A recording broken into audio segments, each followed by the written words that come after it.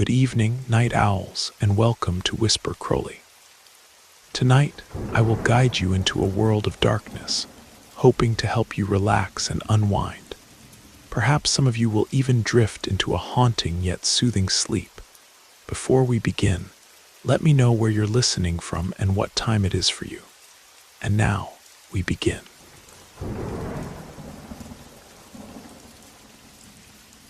My name is Alexander, and I've been a detective with the Pine Ridge Police Department for 21 years.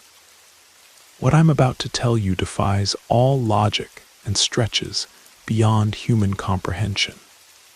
It's the kind of case that doesn't make it into official reports because nobody would believe it. The Pine Ridge Station sits in one of the most beautiful locations you could imagine, perched on a bluff overlooking Lake Superior, with the Northwoods National Forest stretching out behind us.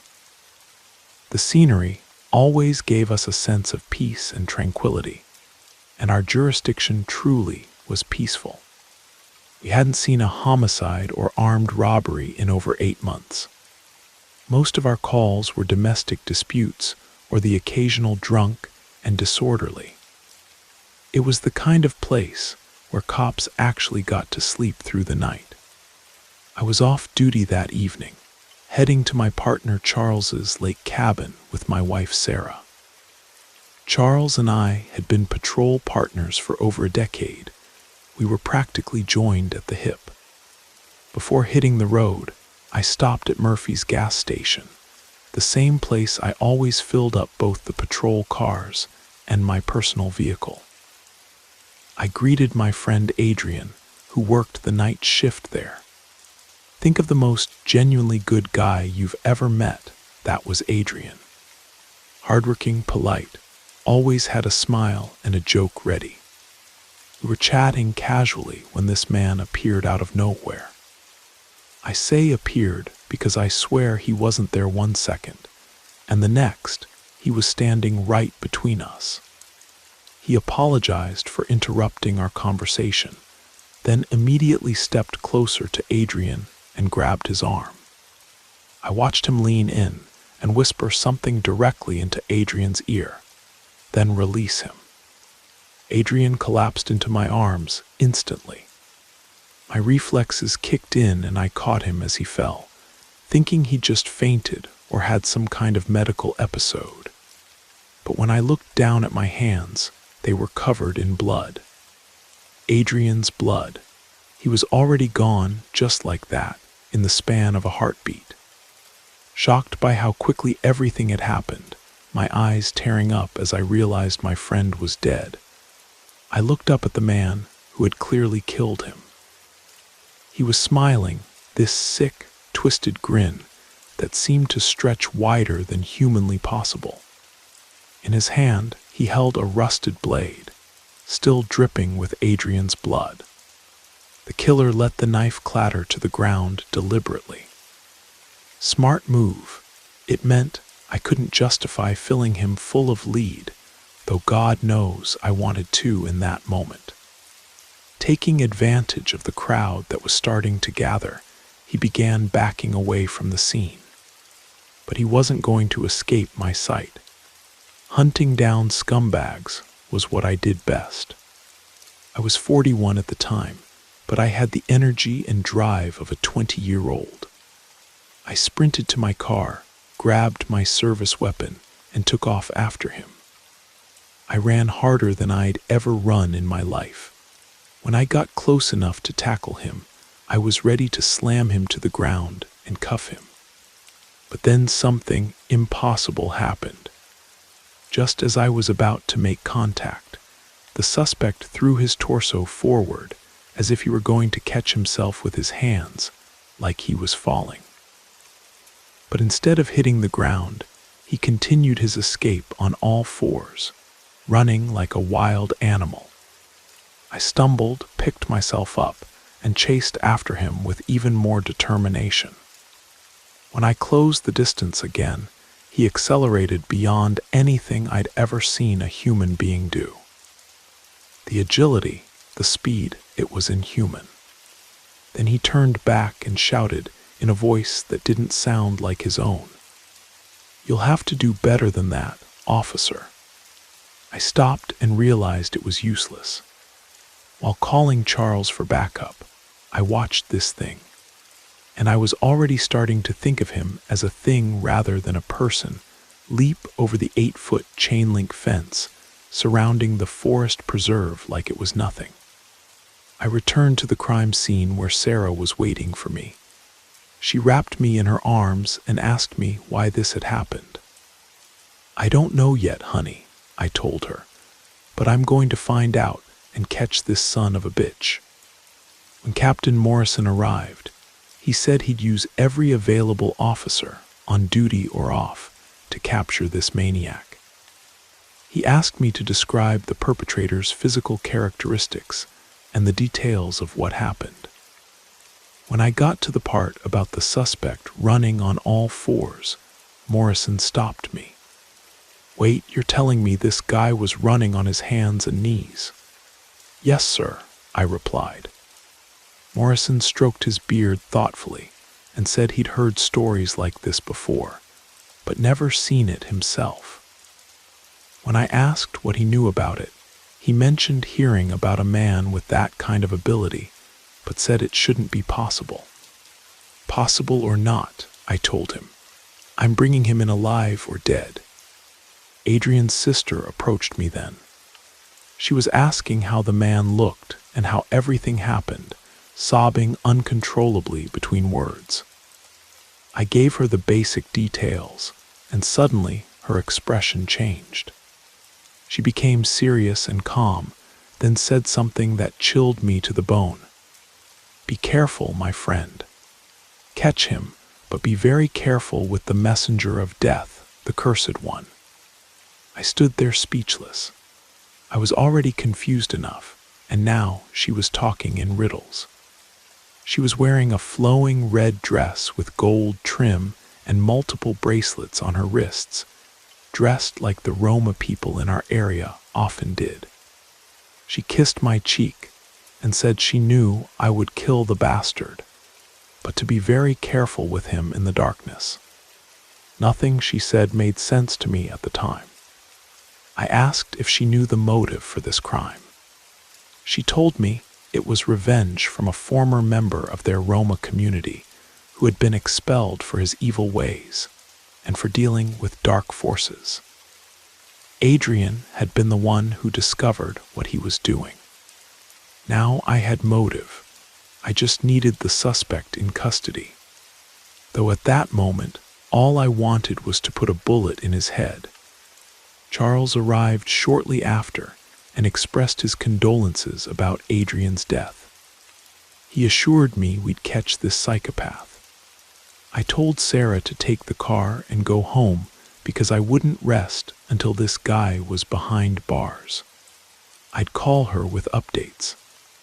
I brought in another officer, Stevens, and we got into Charles's patrol car. We headed to the backside of the forest preserve, figuring if the suspect decided to come out, he'd run right into us. Between our 3-man team, 11 other officers from our department, and 9 SWAT officers from the county, we had more than enough manpower to surround this small wooded area. Over the radio, we coordinated to just contain the preserve initially. We'd enter the woods at dusk to confuse the perpetrator and force him to make mistakes that would reveal his position, a kind of psychological warfare. It was around 4 in the afternoon when we were taking a water break in the heat, discussing the earlier events, when Stevens suddenly cut us off. "Is that the guy who did this, Alex?" When we looked up, I saw that same figure I'd encountered earlier, but he was different now. He was staring at us intently and seemed to be mocking everything we were doing. He was maybe 30 yards away, and his eyes were completely black, no whites visible, just darkness. "Come out and surrender, and you'll get a clean arrest, and your day in court for the crime you committed," Charles called out. The killer just smiled and said, "It would be better for you not to come after me. I did my justice. If you enter these woods, you'll all die. Your weapons will be useless against me." Then he turned back toward the forest, and again made that strange movement of running on all fours with impossible ease. Charles said he'd never seen anything like it, and the terror those words brought, spoken with such conviction that we would all die, was palpable. Charles immediately radioed the other teams to report what we'd witnessed. Stevens commented, "Did you guys see his eyes? They looked like black marbles. I've never seen anyone like that before. And running that way with that kind of ability and speed, that doesn't seem like a normal human being." I told them what Adrian's sister had said about the killer dealing with black magic and that sort of thing. Charles said nothing was faster than a .556 round or a pistol bullet, and regardless of his eye color, he'd be hunted down. If he was armed, even better. Then he'd go to prison horizontally. At 6 o'clock, all teams took their positions, flashlights and weapons ready, waiting for the order to enter the woods. We'd conduct a thorough sweep, with each officer staying within 10 meters of the others, moving in a funnel formation, so that when we reached the center of the preserve, we'd all converge with no chance for the suspect to escape. The radio crackled, and the captain gave us the order to advance. As soon as we entered the woods, maybe 15 feet in, someone screamed in agony, followed by loud groans. Someone in there was definitely in serious pain. We stopped to listen. When we resumed walking, a horrible, loud roar echoed through the forest. We turned on our flashlights, and I signaled for everyone to stay alert as we began our advance through the terrain. It was terrifying moving through those dark woods, with only the light from a tactical flashlight mounted on a rifle. We started hearing screams mixed with gunshots, and some very sinister sounds coming from the opposite side of the preserve. I called the captain's team on the radio, and he reported that the bastard had attacked 2 officers, and that they were dealing with a very aggressive dog that was attacking his men. Before he could finish speaking, I heard gunshots and someone screaming in pain. It sounded like the captain himself. I also heard a kind of growling in the background, presumably from the dog he'd described. I lost contact with the captain at that moment. What was this lunatic doing? Was the dog attacking while he took advantage, and why wasn't he shooting the animal? I began to sense something was very wrong. I signaled to my 2 companions that we weren't dealing with just one target, but 2. Once again, we heard that terrifying roar echo through the woods, but this time much closer. We continued walking slowly, advancing steadily, gaining ground while staying alert to every sound in the dense forest. We began hearing footsteps and grunting sounds, like something large and heavy was coming toward us at full speed. We aimed our weapons in the direction of those sounds. As we prepared to fire at whatever was approaching, we were certain it would come into our line of sight. The sounds suddenly stopped, giving way to a deafening silence. Seconds later, it let out a howl mixed with that horrible roar, and we couldn't tell exactly where it was coming from, only that it was very close. Stevens came up beside me and whispered, asking what it was. Not knowing what to answer, I just stared wide-eyed with a terror that only God knows I felt. When I focused my light on Charles, signaling for him to join us, I saw leaves falling as if something had shaken the treetop. I aimed my flashlight upward to see what had caused the leaves to fall. At that moment, Something black launched itself directly onto Charles, who didn't even have time to scream. When we focused our lights where he'd been standing, we saw a horrible black figure biting his throat violently while growling and snarling. We opened fire on the creature, but it was so agile it disappeared from our sight without being hit even once, leaving my friend's lifeless body on the ground. Stevens, seeing everything, panicked and said, "What the hell was that thing? It looked like a demon. What was that?" I replied that I didn't know, but it wouldn't get us, and he needed to stay calm. Then, with a very hoarse and sinister voice from among the bushes, something spoke. "I warned you to leave me alone. Now I'm going to kill each one of you. You'll have to do better than that, officer." I'd heard that phrase before, but how could a dog talk? Stevens said, "This is a werewolf, and this is the killer we're looking for. We need to get out of here." I argued back that there's no such thing as werewolves, but it was the only logical explanation at that moment. Werewolf, cursed spirit, rabid dog, I don't care what you are. "You're going to eat lead, you bastard," I shouted at the creature hiding among the trees and bushes. It growled in response. Occasionally, I could see the glow of that demon's eyes as it moved through the trees, constantly changing location to confuse us. The radio crackled, and I answered immediately. It was a sergeant from the SWAT team. I asked for his position, and he replied that he'd heard the gunshots and was heading our way. He reported having 2 other officers with him, and that there had been 6 casualties so far. He hadn't identified the perpetrator, but said it appeared to be a very large animal. I told him to also watch the trees, because this thing attacked from above.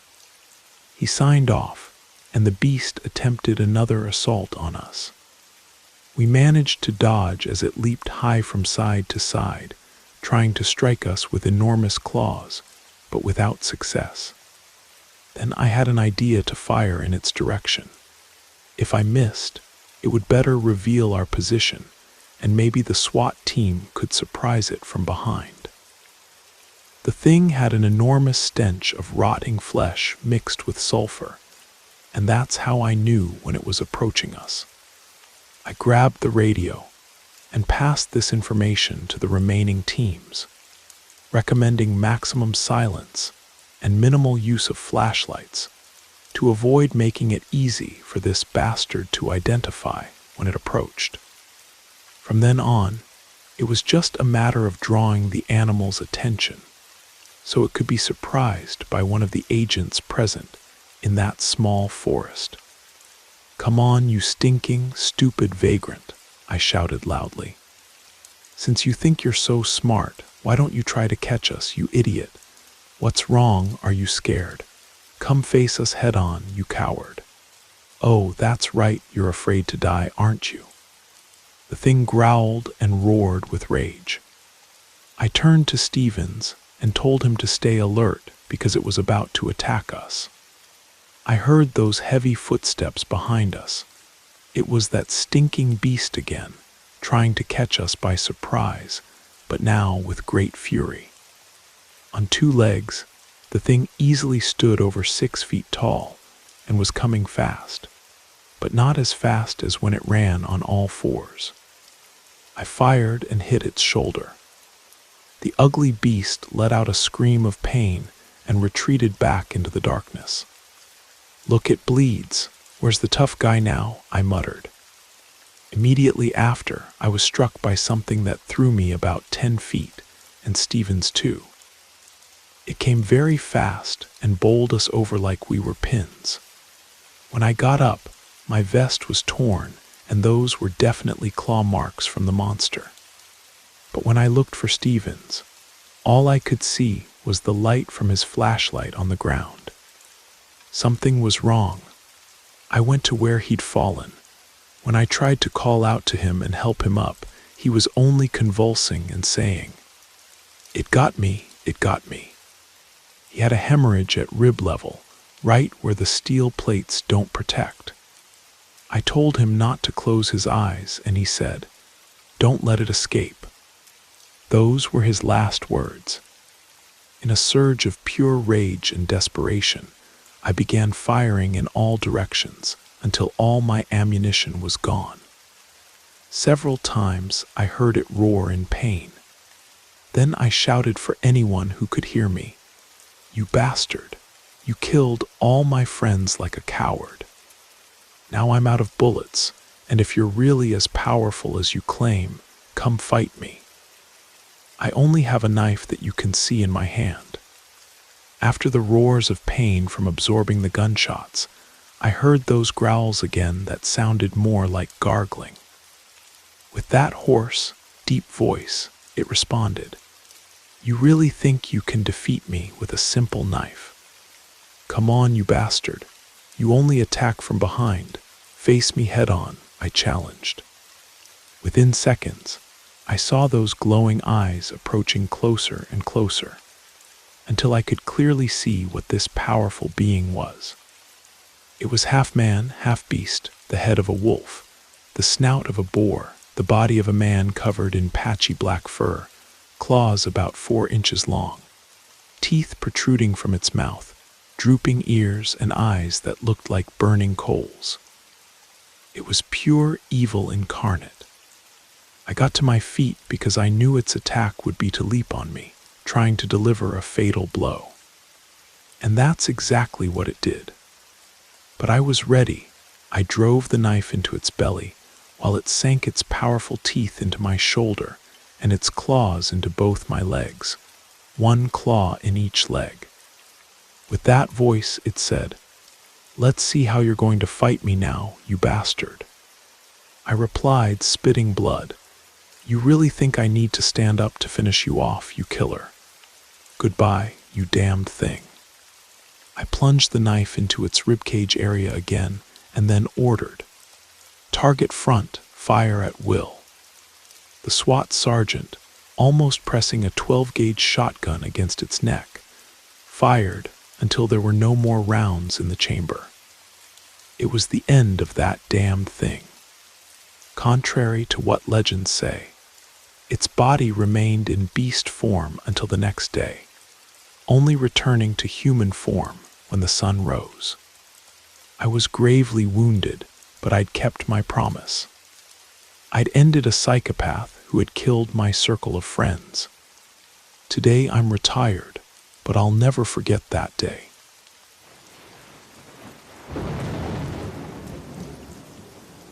I hope you enjoyed the first story.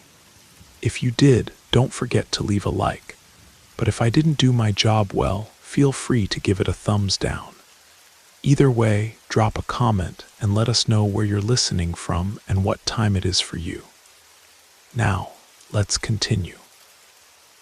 My name is Angela, and this happened to me in 1930. I'm quite elderly now, and my nephew is writing this account as I tell it to him. I had met a man named Sebastian, who became my fiancé. My family and I lived in the countryside near Millfield, a small settlement where most houses were made of clay brick, and we had no electricity. You can imagine our little community was quite humble, surrounded by thick woods, where occasionally a hunter would emerge claiming to have seen a mountain lion.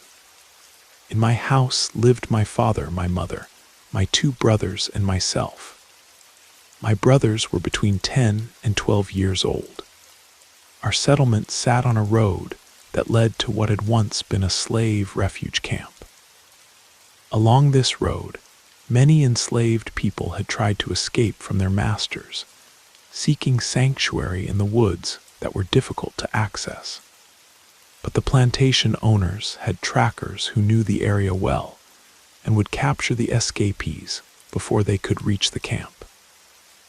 These poor souls suffered all manner of cruelties on the journey back. Everyone in the settlement knew this history, and along with these stories of fugitive slaves, Several people reported that on certain nights of the year, you could see a procession of people dressed in white carrying candles, walking along the road toward the woods. My brothers and I would get very frightened whenever someone brought up this subject in conversation. My father always said it was nonsense and people's imagination, since he was born in that settlement and had never seen anything. He would add that if anyone really saw it, it was because they stayed up too late looking out their windows. My brothers and I were scared of seeing this supposed procession, so we were always asleep before midnight. One particular night, my father and a neighbor named John decided to go hunting in the woods. My mother told him, "Leave it alone, it's Maundy Thursday and not a good night for hunting." My father, lighting his corn husk cigarette, looked at her and replied, "The animals in the woods aren't going to stay in their dens just because it's Maundy Thursday, are they?" He began to smile with our neighbor John, gathered his things, and they left into that dark night. We went asleep, and in the middle of the night, my mother woke us up and said, "It's past midnight and your father still hasn't returned." We sat up, very worried, since my father wasn't one to stay out late on hunting trips. After much waiting and unable to bear the sleepiness anymore, my brothers and I went to sleep. My mother stayed awake. I woke up very early the next day, and my mother was talking with her close friend, who was the wife of the man who had gone with my father. The two were talking outside the house. I approached and heard them saying, "Well, neither of them has appeared yet, and look, they left early in the evening for the woods." When we saw my father and the neighbor coming down the road in the distance, we went to meet them. Both were very frightened, and their clothes were all torn. We went to our house, and the two sat down.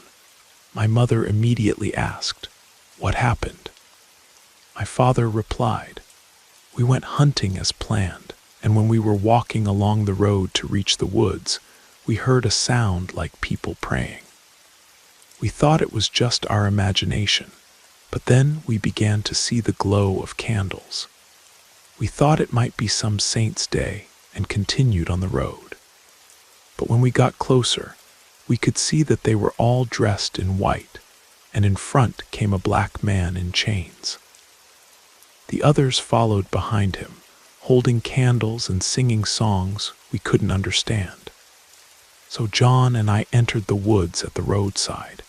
We waited for that procession to pass.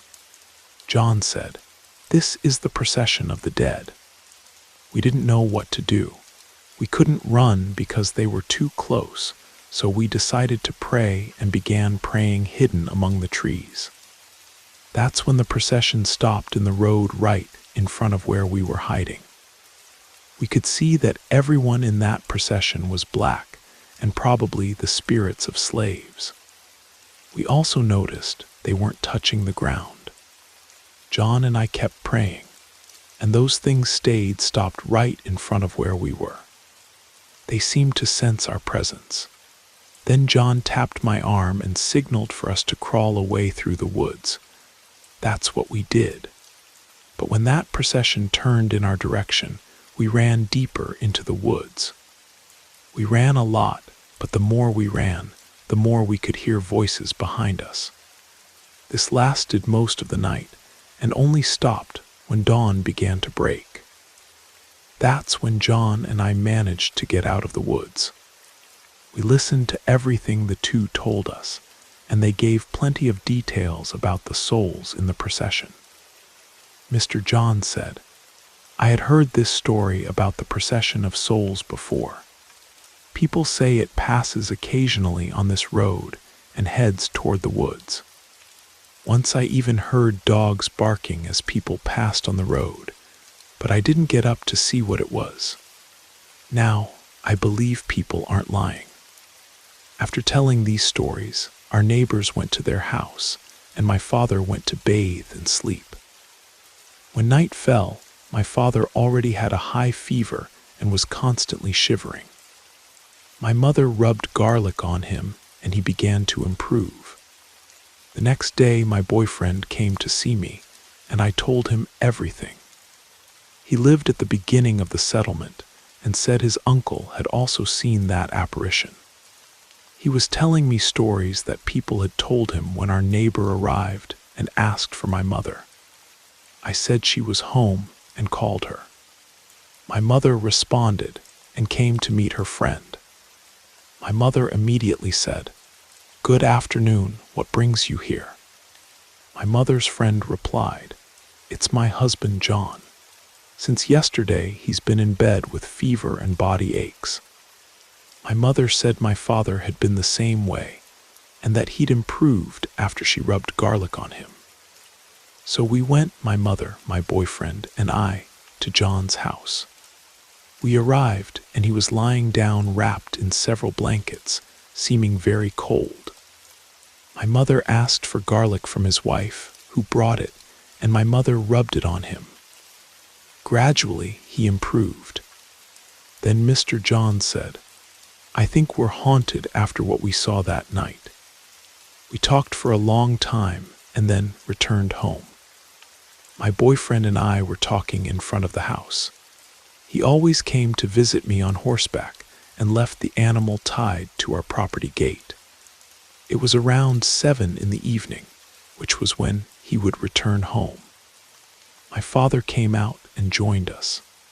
His fever had already gone down. He said to my boyfriend, "Young man, you have a lot of courage to go on these roads at this hour, especially after everything you heard." My boyfriend smiled and replied, "I get scared, but I always carry a rosary blessed by the town priest." That's when the horse tied to the gate began to get restless. It moved from side to side trying to run, but since it was tied, it couldn't. My boyfriend tried to calm the horse. That's when my father said, "Let's go inside. When animals act like this, it's not good." The horse put so much force into freeing itself that it broke the rope and ran off. My boyfriend tried to stop the animal but couldn't. My father said again, "Let's go inside. This isn't a good sign." That's when we heard a rock being thrown against the window. We ran inside the house. Several other rocks were thrown against our house, and my brothers cried a lot. My mother lit a candle near the image of Our Lady that we had and began to pray. Suddenly we heard knocking at the door, and we all fell silent. Then a voice said outside, "It's me, John. Open the door, please." My father quickly opened the door for him.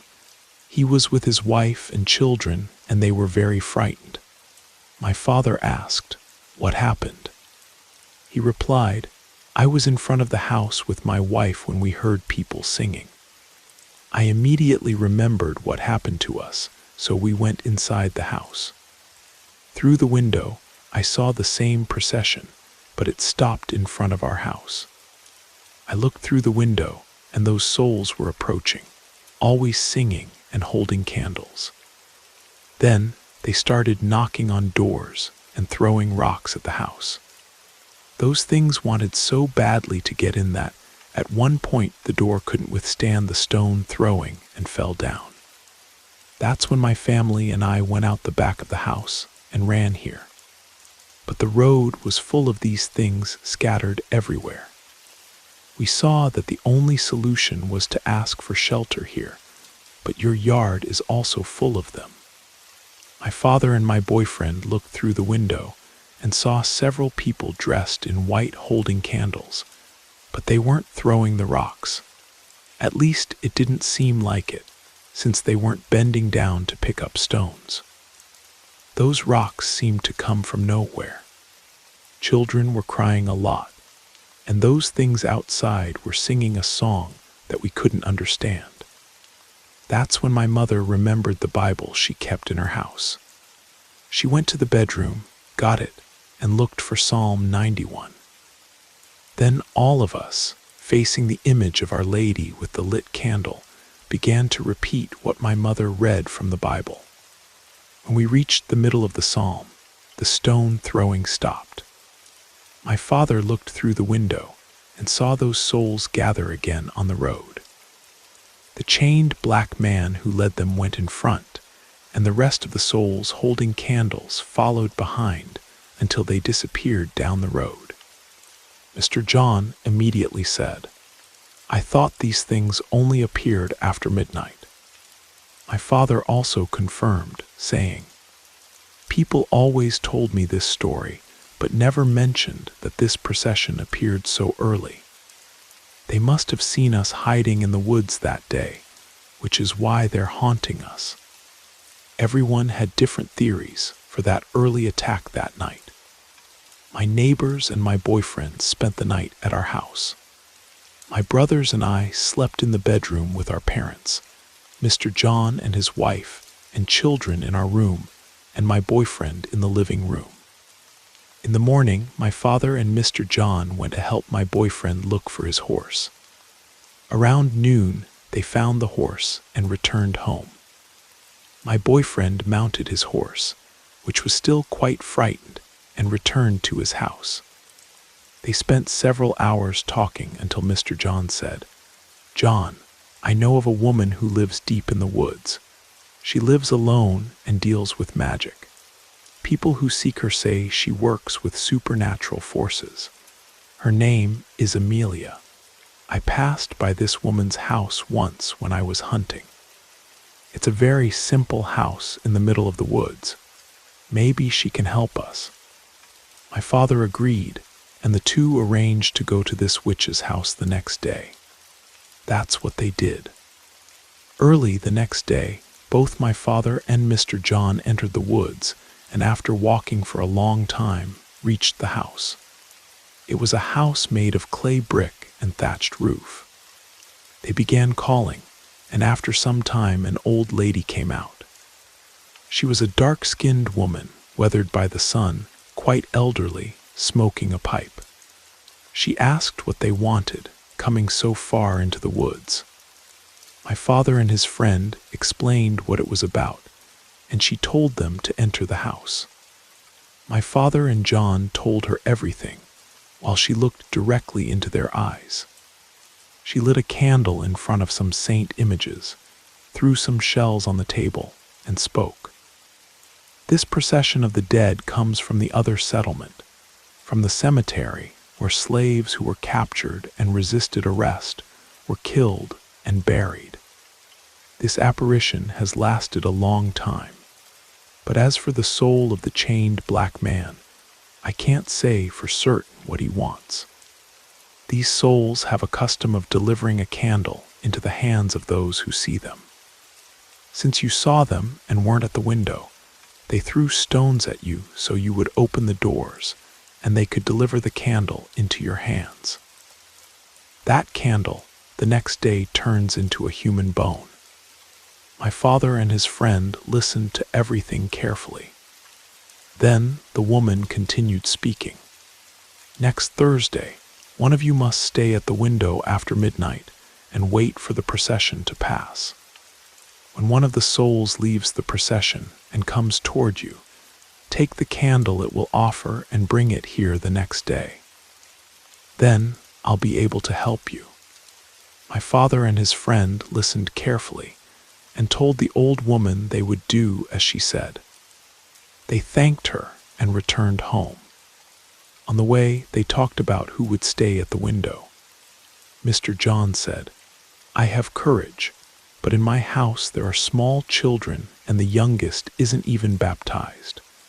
What if these things haunt my children? Besides, my house has no security since last time these things knocked down the door." My father replied, "Don't worry, John.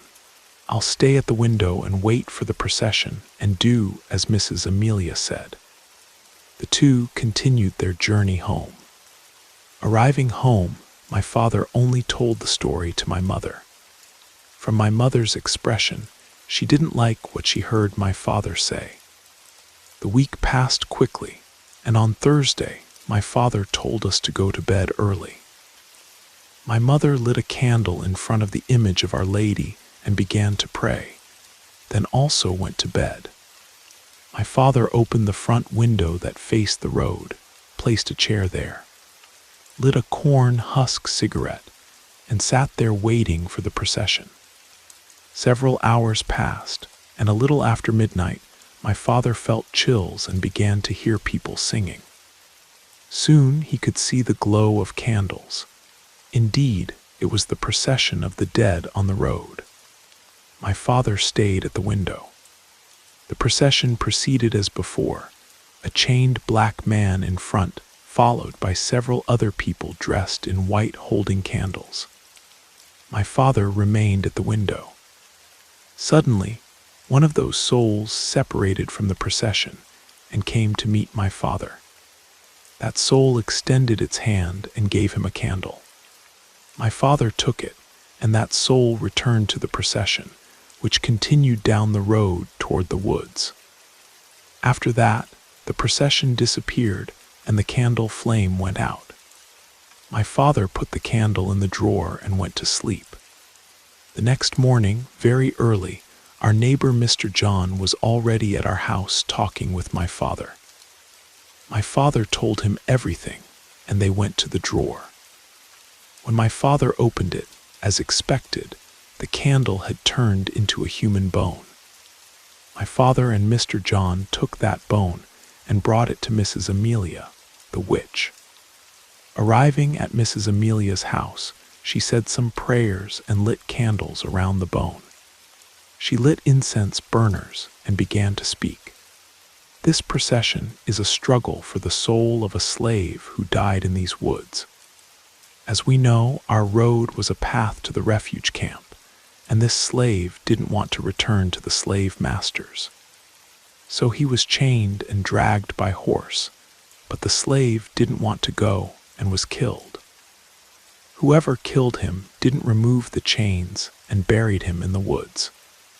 That's why this procession leaves the cemetery and comes to the woods. Indeed, in the neighboring settlement, there was a cemetery that was used to bury slaves. But after a time, the cemetery became the community's, though the slaves remained buried there. My father then asked, "And what should we do?" Mrs. Amelia replied, "Next Thursday, the same procession will pass on the road, and you stay at the window as before.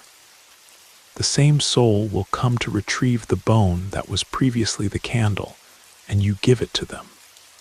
Then follow them at a distance, and you'll see that the procession will end at the place where the chained black man is buried.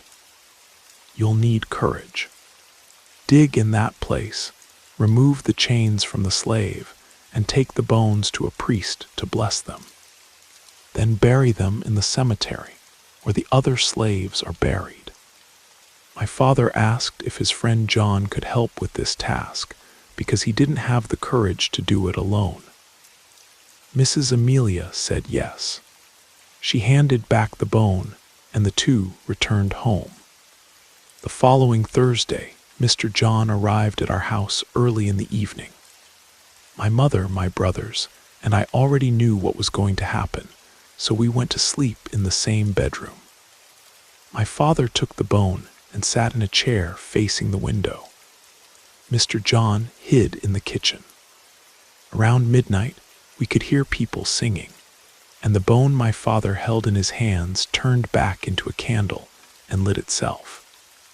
Soon the procession was on the road right in front of our house. One of the souls did as before, left the group, and went to the window where my father was. It extended its hands, and my father handed over the candle. After that, it returned to the middle of the procession.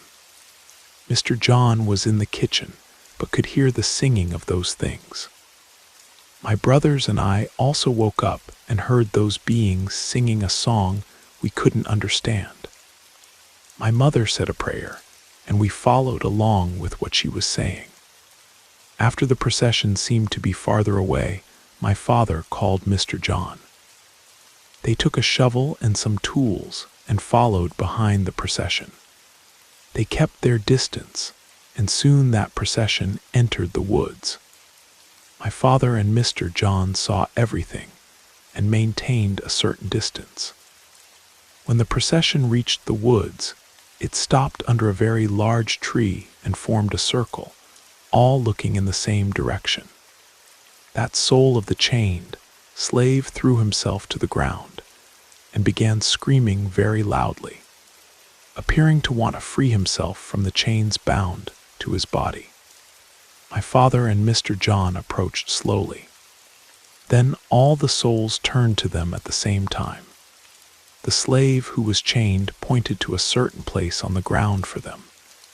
Even with great fear, they approached and began to dig where the slave pointed.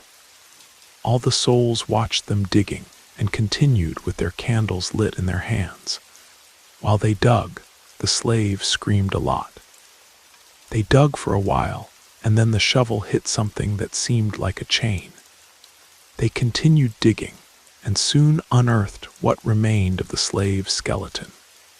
They removed the chains, which were already quite rusted, from the skeleton, and immediately the chains that were on the slave's spirit disappeared. A strong wind came, and those souls began disappearing gradually. My father and Mr. John put the slave's bones in a sack, filled the hole, and returned. Both were very frightened and seemed not to believe what they had done. The next day in the morning, they took their horses and went to town. Arriving there, they looked for the church, and after finding it, told everything to the priest, who listened and believed what my father and Mr. John were saying. The priest said, "My children, this type of evil behavior toward slaves was very common in that era, and by not being buried in a cemetery as a Christian, they ended up becoming wandering souls." After saying this, the priest blessed the bones and sprinkled holy water on them, then told them to bury them in the cemetery. That's what they did. They went to the cemetery where slaves were previously buried, dug a hole, and placed the bones inside. When they finished burying them, they looked to the side, and that slave's spirit was standing among the graves. This time he was dressed in white. He smiled and disappeared. After that day, the soul procession never passed again. I married my boyfriend, and we built our house next to my father's house. There we built our life. That small settlement today is a municipality, and many people know this story, especially the older ones who also saw that procession. I remember every detail of how that procession terrorized our settlement. During Lent, no one kept their doors open because, besides this haunting, there were other supernatural things that happened in our settlement.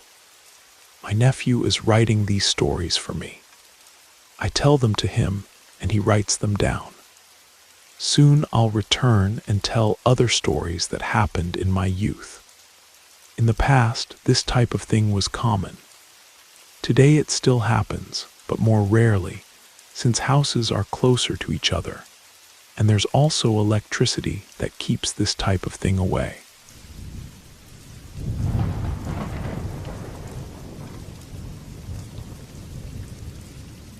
My name is Marcus Thompson.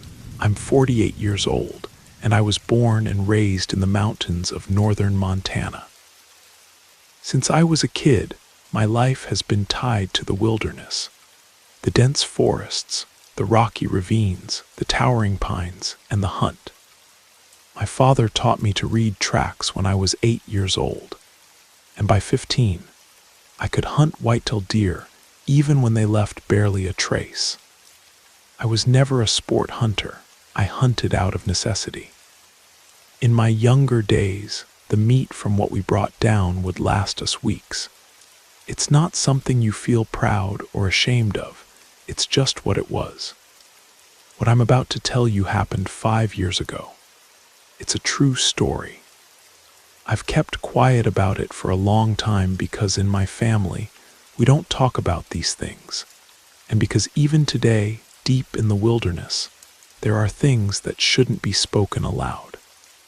That time I didn't go alone. I went with my cousin Matthew, who also grew up in these mountains. Both of us had plenty of experience. We knew how to respect the terrain and not get involved in things we didn't understand.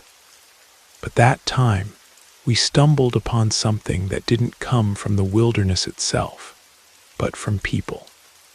It was October, early hunting season. Matthew had called to tell me that an acquaintance of his had spotted a group of deer near a dry creek between Glacier National Park and the Bob Marshall Wilderness, in a stretch of mountains that was difficult to reach. There were no marked trails, only old logging roads and cattle paths. You needed either a mule or good hiking boots, and we both had the latter.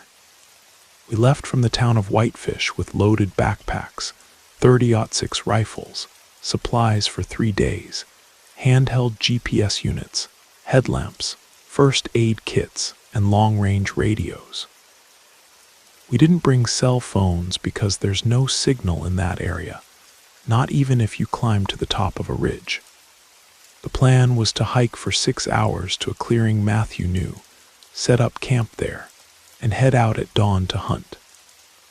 It was dense terrain, oak, pine, and slopes, where sunlight barely filtered through the canopy gaps.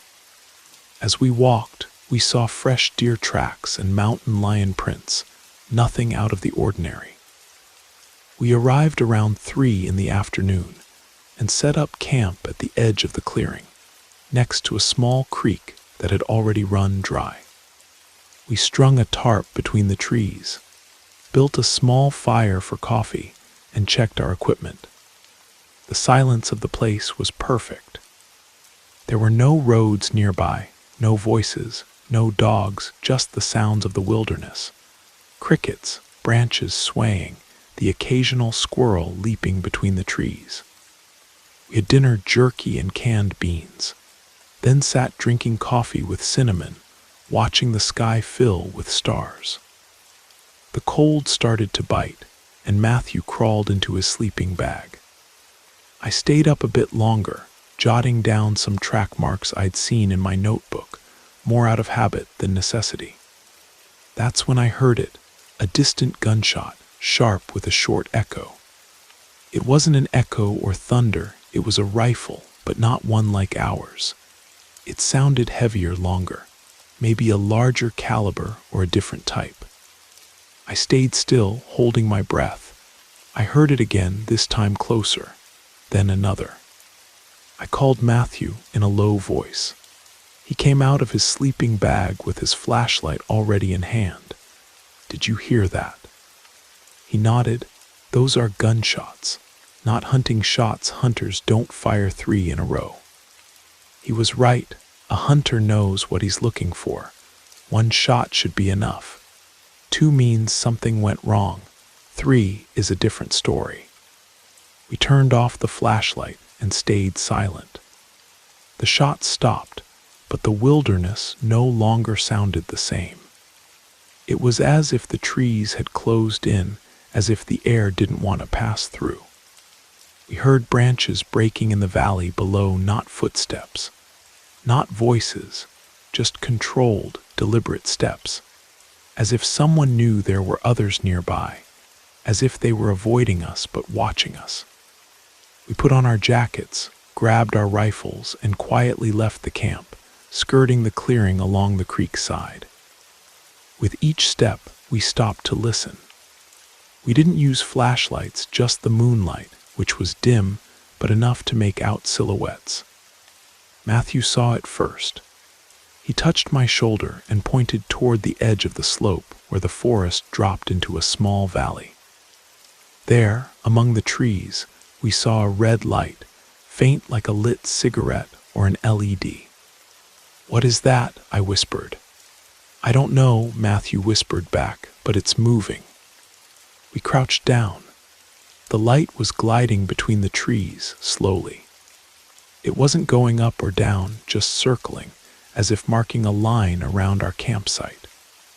Matthew pulled out his radio and turned down the volume. He handed me a note written in his notebook. "Someone is prowling around. No noise, no flashlight." We returned to camp by a different route. We didn't want to leave our things alone. When we got back, everything looked the same, but the camp chairs were knocked over. Not by the wind, by something that had touched them. The footprints in the ground weren't ours. They were larger, with a marked heel, heavy boots. That's when we decided to take turns sleeping. One would rest for 2 hours, the other would keep watch. I took the first shift.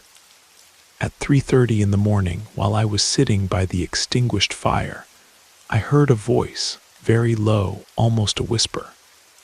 "Matthew." I stood up instantly, turning around, looking for the voice. It came from the north. It wasn't a shout or an alarm tone. It was as if someone was looking for him, but didn't want to alert anyone. Matthew was sleeping. I woke him with an elbow to the ribs. "What?" They said your name. "Who?" "I don't know."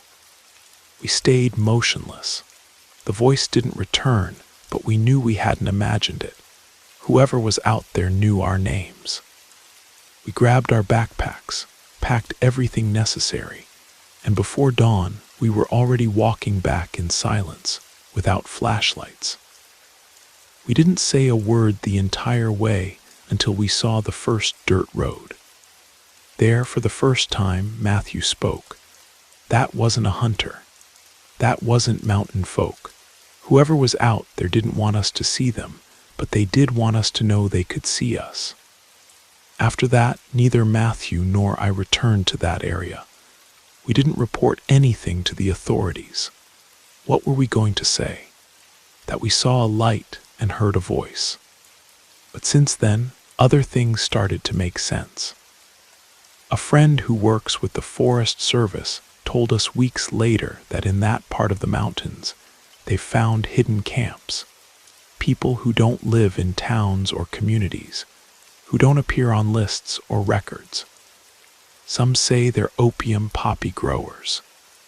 Others say they're old veterans who never left the mountains, people living in the cracks of the country, with their own rules, their own language, and their own way of warning that they don't want company. Sometimes, when I hear distant gunshots from my house in Whitefish, because you can still hear them, especially during dry season, I remember that voice among the trees saying my cousin's name calmly. And I think that sometimes the most dangerous thing in the wilderness isn't the animals, the falls, or getting lost.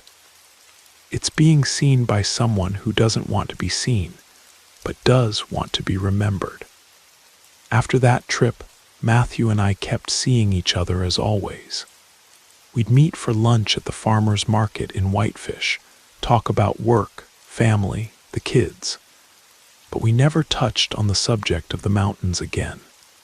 It wasn't that we'd agreed not to, it simply wasn't necessary. That experience was understood between us as something to be kept, not because it's scary to tell, but because you run the risk of not being believed. For weeks, every time I was alone in the shop in the afternoons, I felt like someone was watching me from the street, even when no one was there. It wasn't paranoia, it was an old intuition. When you hunt, you develop a sense that doesn't fade with age. You learn to feel when there are eyes on you, even when they're far away, even when you can't see them. Once at 6:30 in the evening, a customer I'd never seen came by, tall, dark-skinned, wearing a thick jacket despite the warm day. He asked me to adjust the scope on a bolt-action rifle. He brought the weapon in a black case with all the papers in order, everything legal. "What do you use it for?" I asked, more for conversation than interest. He looked at me for a second.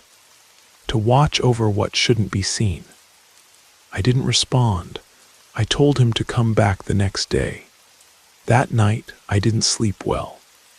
A few months passed. By March, things had calmed down.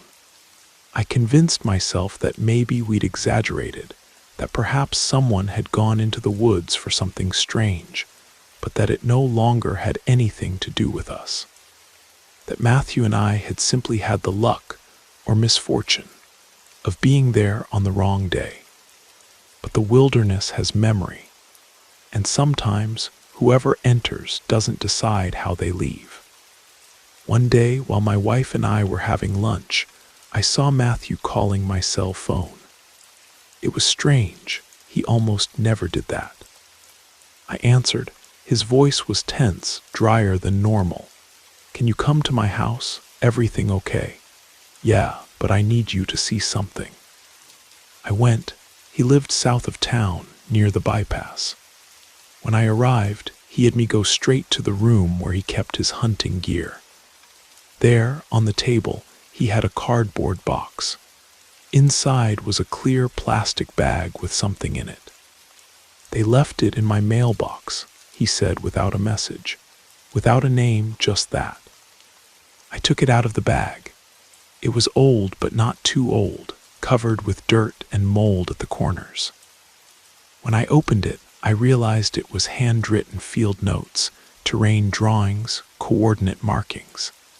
It wasn't a child's or school notebook. It was a field diary.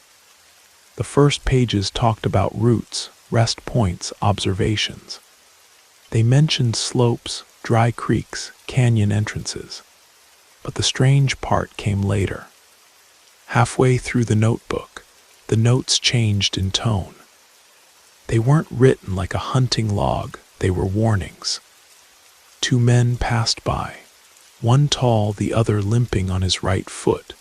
They camped near the clearing. They didn't turn on a flashlight.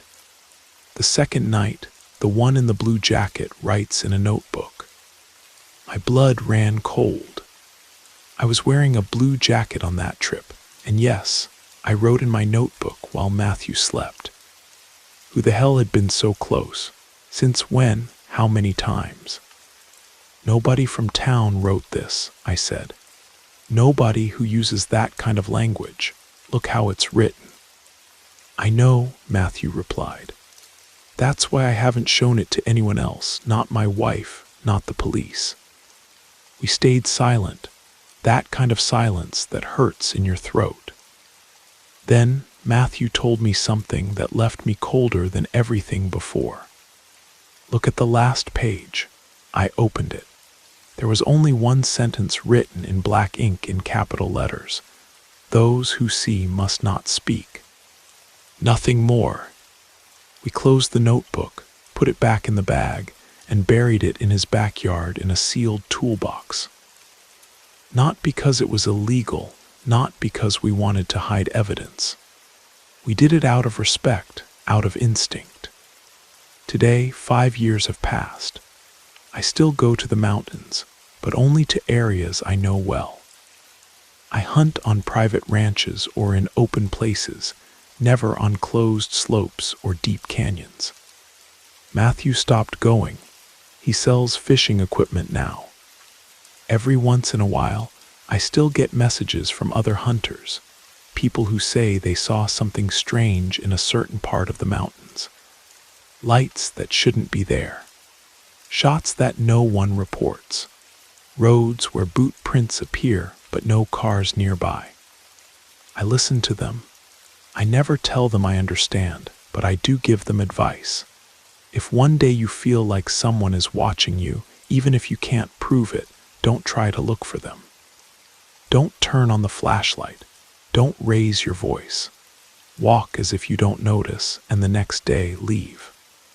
Because up there, in places where the map has no lines, it's not the government that rules, nor the cartels, nor the communities.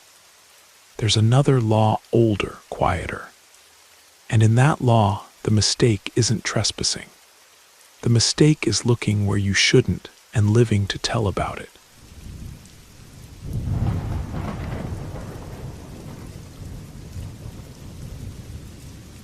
My name is Jake Martinez. I was born in Tucson, and I'm 42 years old. What I'm going to tell you happened 3 years ago, but only now do I feel clear-headed enough to talk about it. Don't expect ghosts or things that crawl in the darkness. What we experienced was real, raw, and somehow still doesn't have a complete explanation. Not because it's supernatural, but because there are things that simply don't want you to know. It all started like anything in Arizona, between friends, beer, barbecue, and a midweek conversation. There were 5 of us in the group.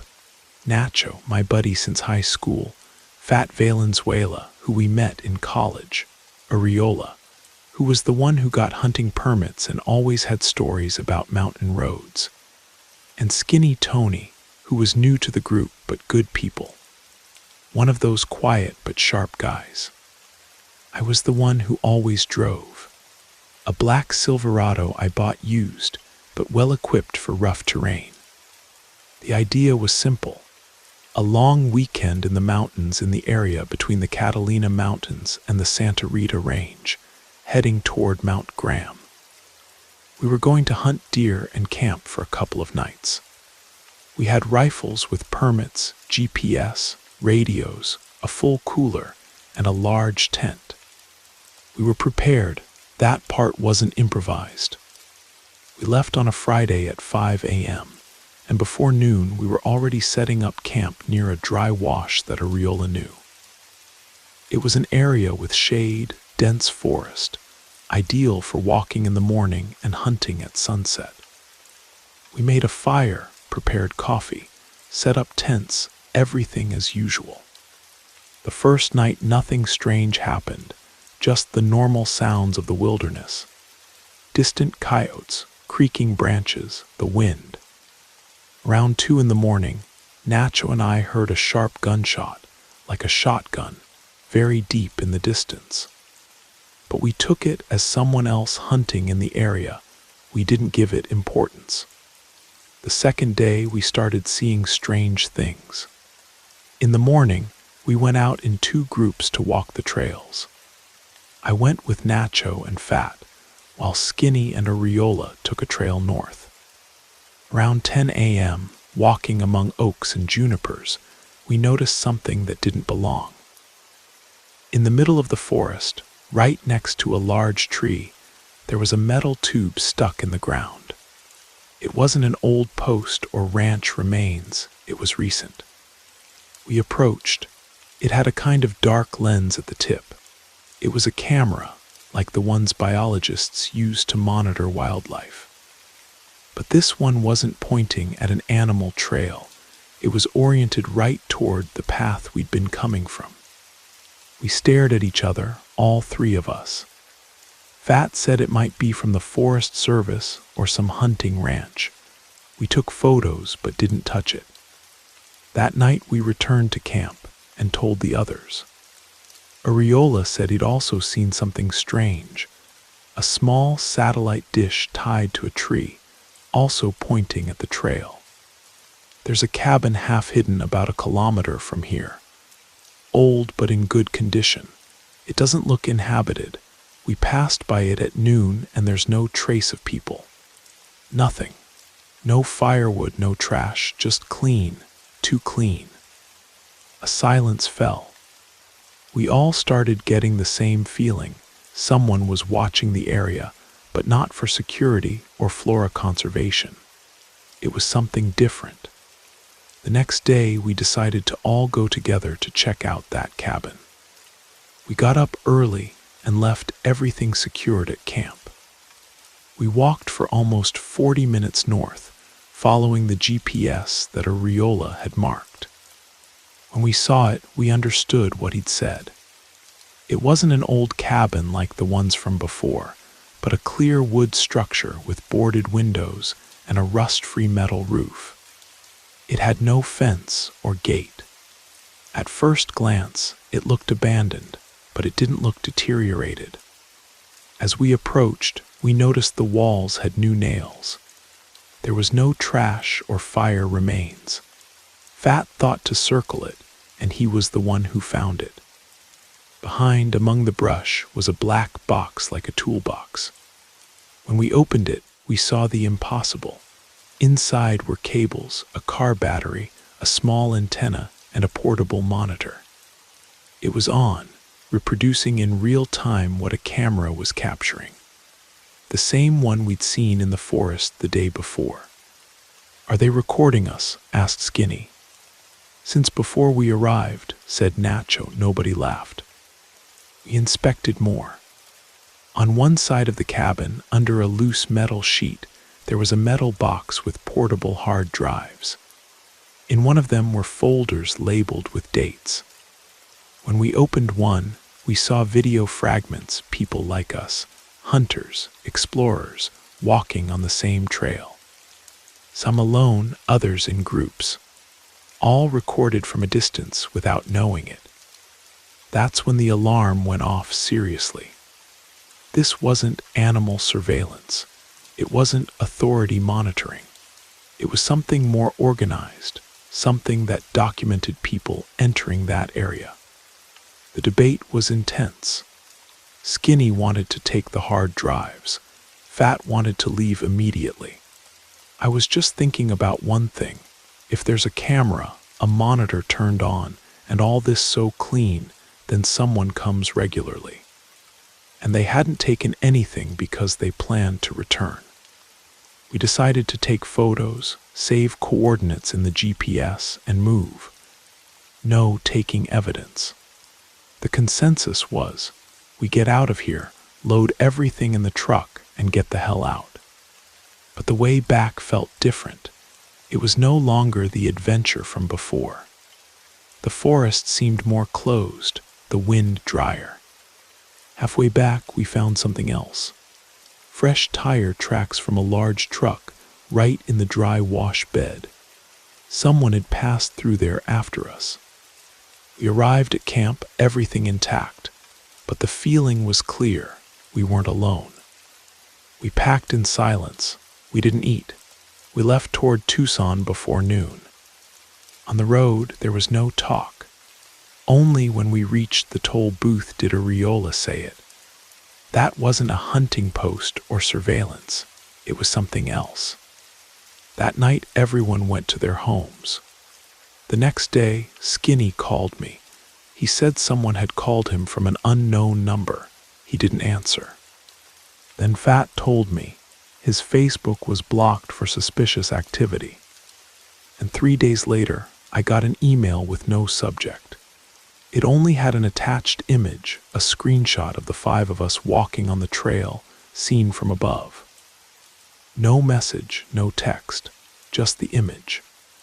Since then, we haven't returned to those mountains.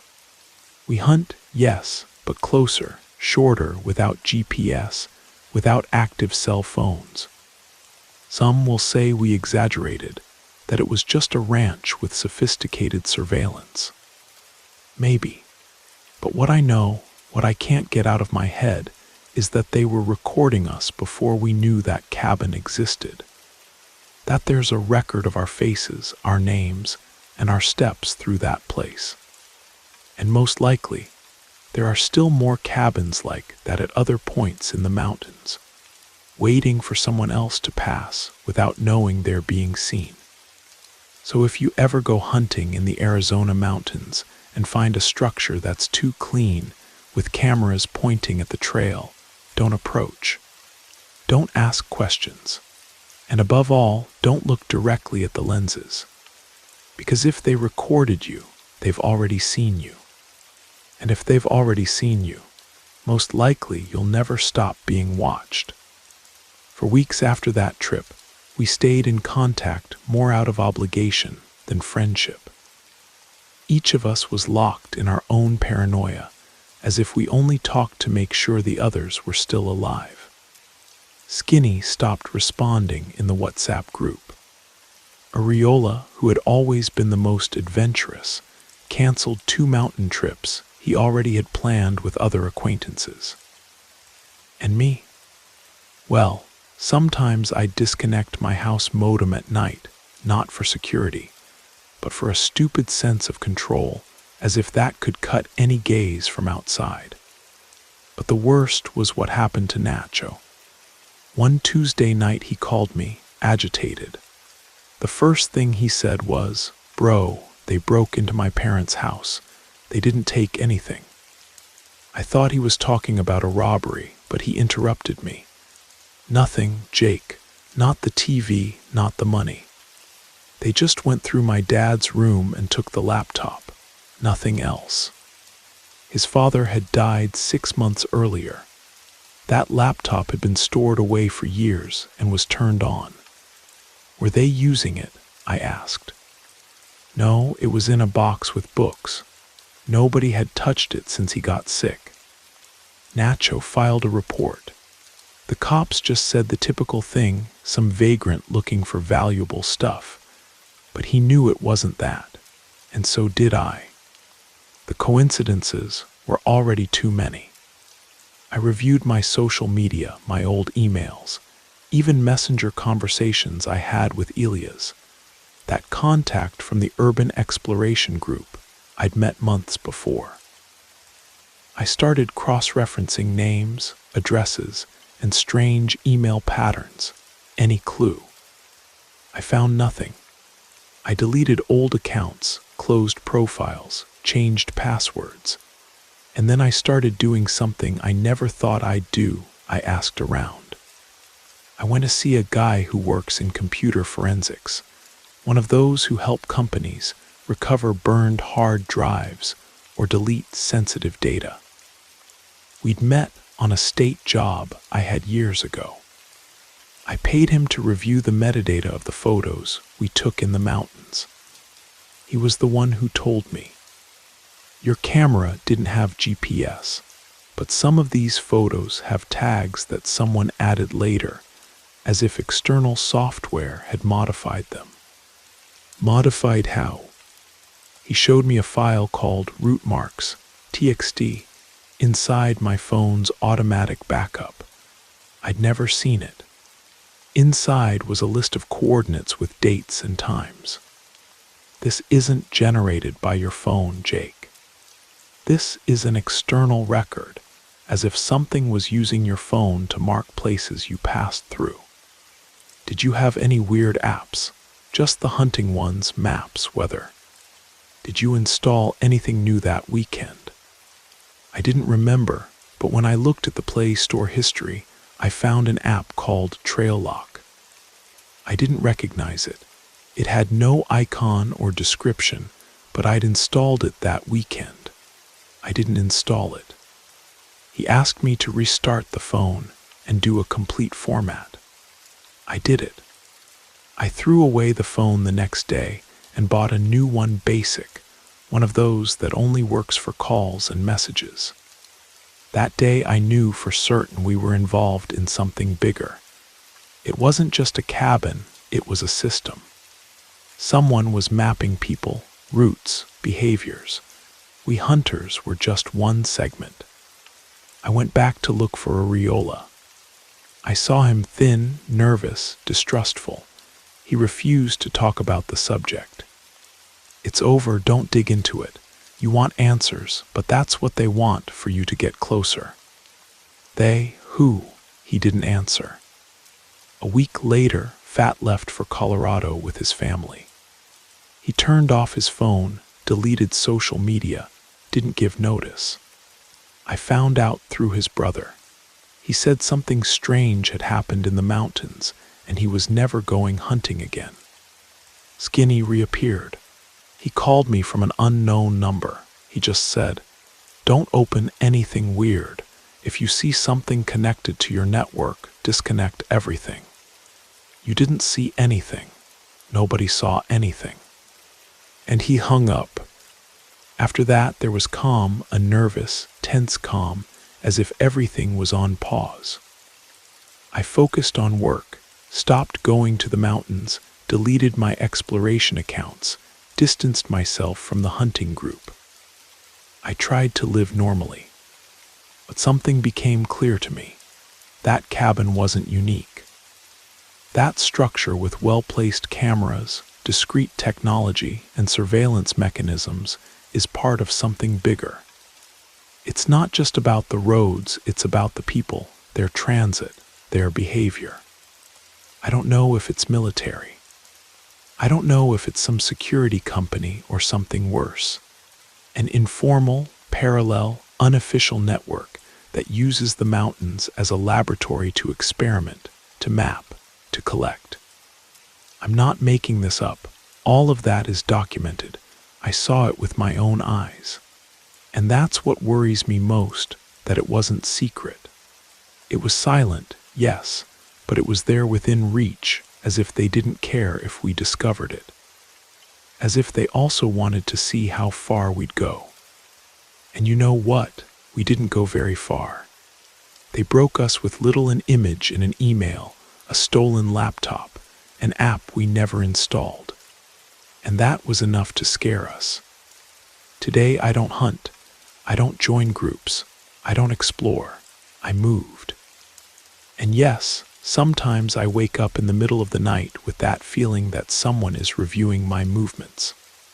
Sometimes I hear noises on the street that I didn't notice before.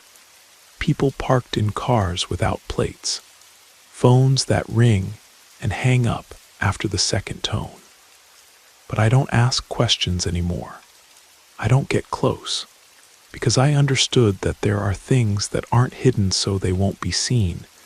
They're hidden so you think you discovered them. And when you fall into that trap, you're already in their game.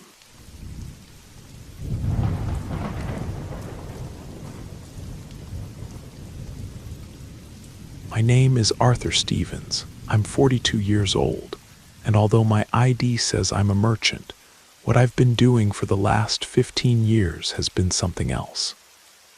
I'm not a hitman, thief, or drug dealer. I hunt. I hunt what I shouldn't and sell it where I can.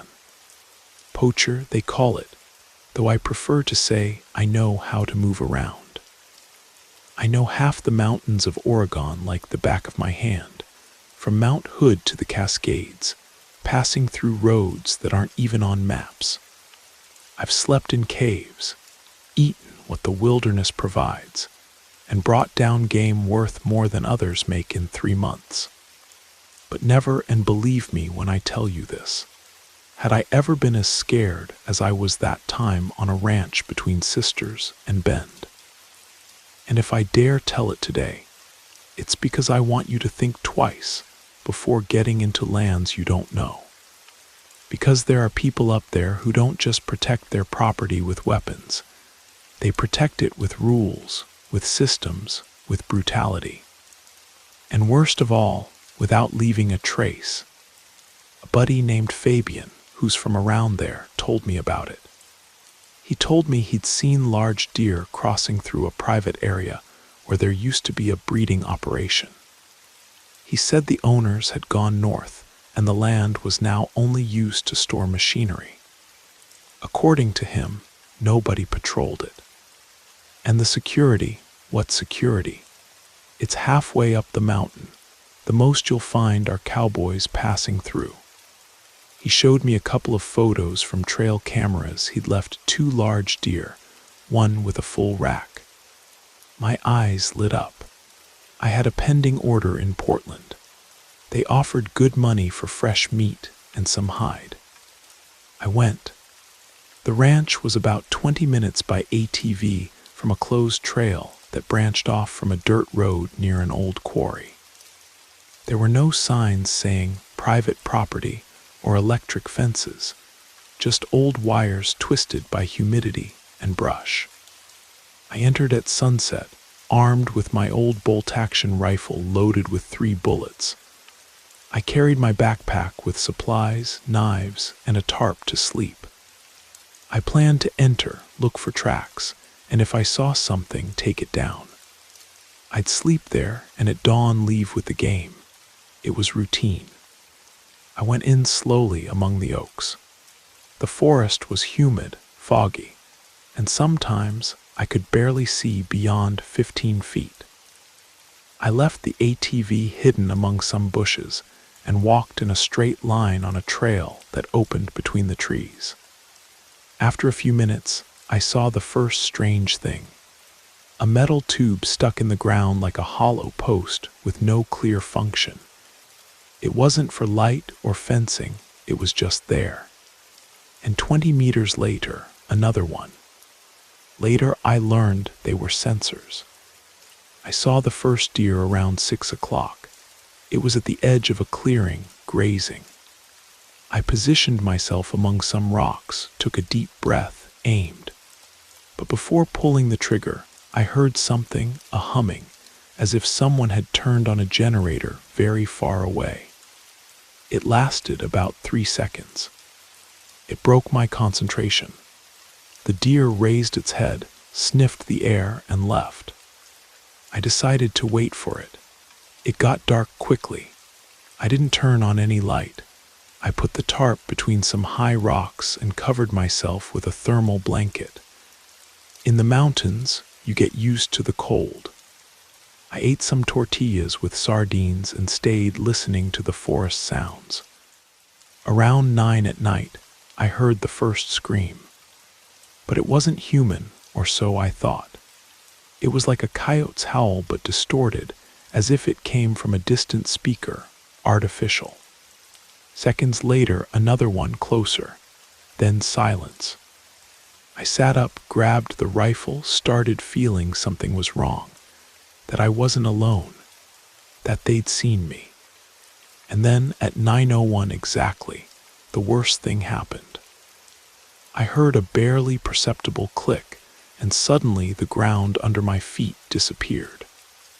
I fell into a trap, a rectangular pit more than 6 feet deep. It had no stakes or blades, just a dry fall. I twisted my ankle, screamed in pain. I tried to climb, but the walls were smooth. In the dark, without signal, without rope, I felt like a caged animal. I was trapped. I thought maybe it was an old trap, but within a few minutes, in one corner of the pit, a red light the size of a coin turned on, like a sensor. And I heard a recorded voice with a neutral tone. Trespasser detected. Sector 3D red protocol. Estimated response time, 7 minutes. I almost pissed myself. I stayed motionless with the rifle pointing up, waiting to see a face, a flashlight, something. But nobody came. Not after 7 minutes. Not after 20. Not after an hour. The whole night passed me with a swollen ankle, shivering. Every so often, the voice repeated the same message with mathematical precision. I couldn't sleep. I didn't want to. At dawn, I heard footsteps. First one, then several. Silent, coordinated, as if they weren't stepping on branches. A face appeared. It had no balaclava or cap, just a neoprene mask with a visor. It observed me in silence. Another appeared. He had a metal rod with a curved tip. They pointed a camera at me. Name, I didn't answer.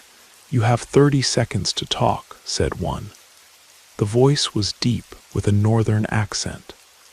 Arthur, my name is Arthur. I'm not from here. We know. They threw me a rope. Tie it around your chest. Don't try to run. Don't talk. Don't look back. They took me through the forest, blindfolded. We walked for almost an hour in absolute silence. I heard metallic sounds, coordinated footsteps, distant humming that I didn't know if were drones or generators. When they removed the blindfold, I was inside a wooden cabin. There were screens showing cameras, several men in tactical suits without insignia, a map of the terrain with sectors marked in red. One of them approached. He didn't give his name. We're not going to kill you. You're not the first, but you are going to understand. They showed me a screen.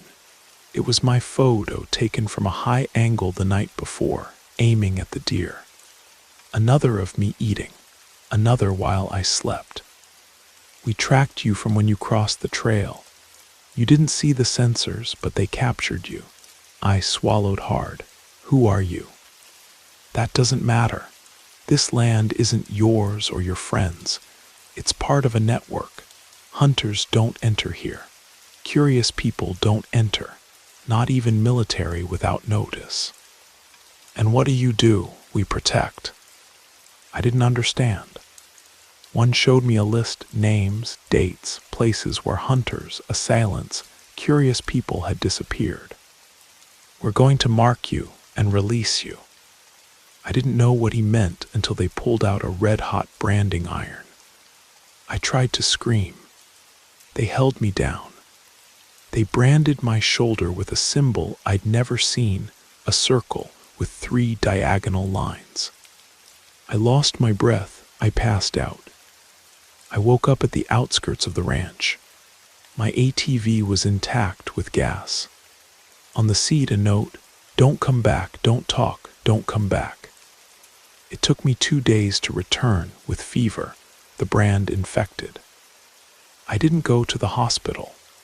A lady from a nearby town who knows herbs and doesn't ask questions healed me.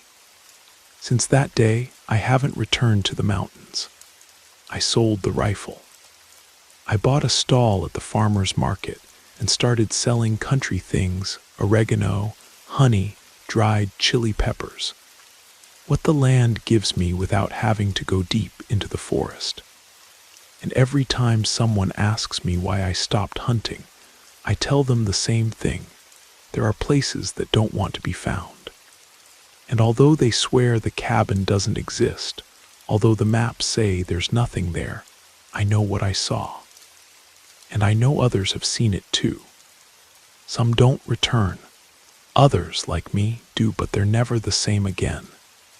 Because there are presences that don't scare, don't scream, don't attack. They just watch, they wait, they stay. And when you realize it, they've already gone with you. After what happened to me, I tried to continue with my life, and for weeks it seemed to work. I went back to selling at the market normal things, used clothes, tools, chargers. With that, I made enough to live. I stopped going to the mountains, yes, but I didn't stop thinking about them. About what I saw, about what I didn't see. The brand on my shoulder took time to heal. I was left with a scar that still burns when it's cold. I never knew if it had any meaning, but every time I see it in the mirror, I remember the feeling of burned skin and the humming of those sensors in the forest. 2 months passed, and then they looked for me. It was a Thursday at the Redmond Farmers Market. I was already packing up my stall when a man approached normal clothes, jeans, plaid shirt, hat. Tall, thin, but with a firm gaze. He didn't look like a customer. "You're Arthur Stevens." I denied it by reflex. He pulled out a folded sheet. It was a print on matte paper, my photo walking with the rifle on my back in the mountains. Another with the rope tied around my chest, being pulled from the pit. "I'm not here to hurt you, but we need to talk." We went to a taco stand near the market. He didn't tell me his name, but as soon as he opened the conversation, I knew he was related to those people. "Do you know what that ranch was where you trespassed?" I supposed it was a breeding operation or something. It was part of a monitored private property network, but not like you understand it. They're containment zones. Containment of what? Of presence. I didn't understand, and I think he knew I wasn't going to understand completely. How many times did you enter the mountains without permission? How many times did you hunt something illegal? Many times. And they never caught you until that night. Why do you think that was? I didn't know what to answer. It wasn't coincidence, Arthur. You were already marked before entering. He gave me a small black notebook, old. Inside was a handwritten list, more than 100 names. Next to some, dates. Next to others, the word neutralized. Next to my name, it said observation in progress.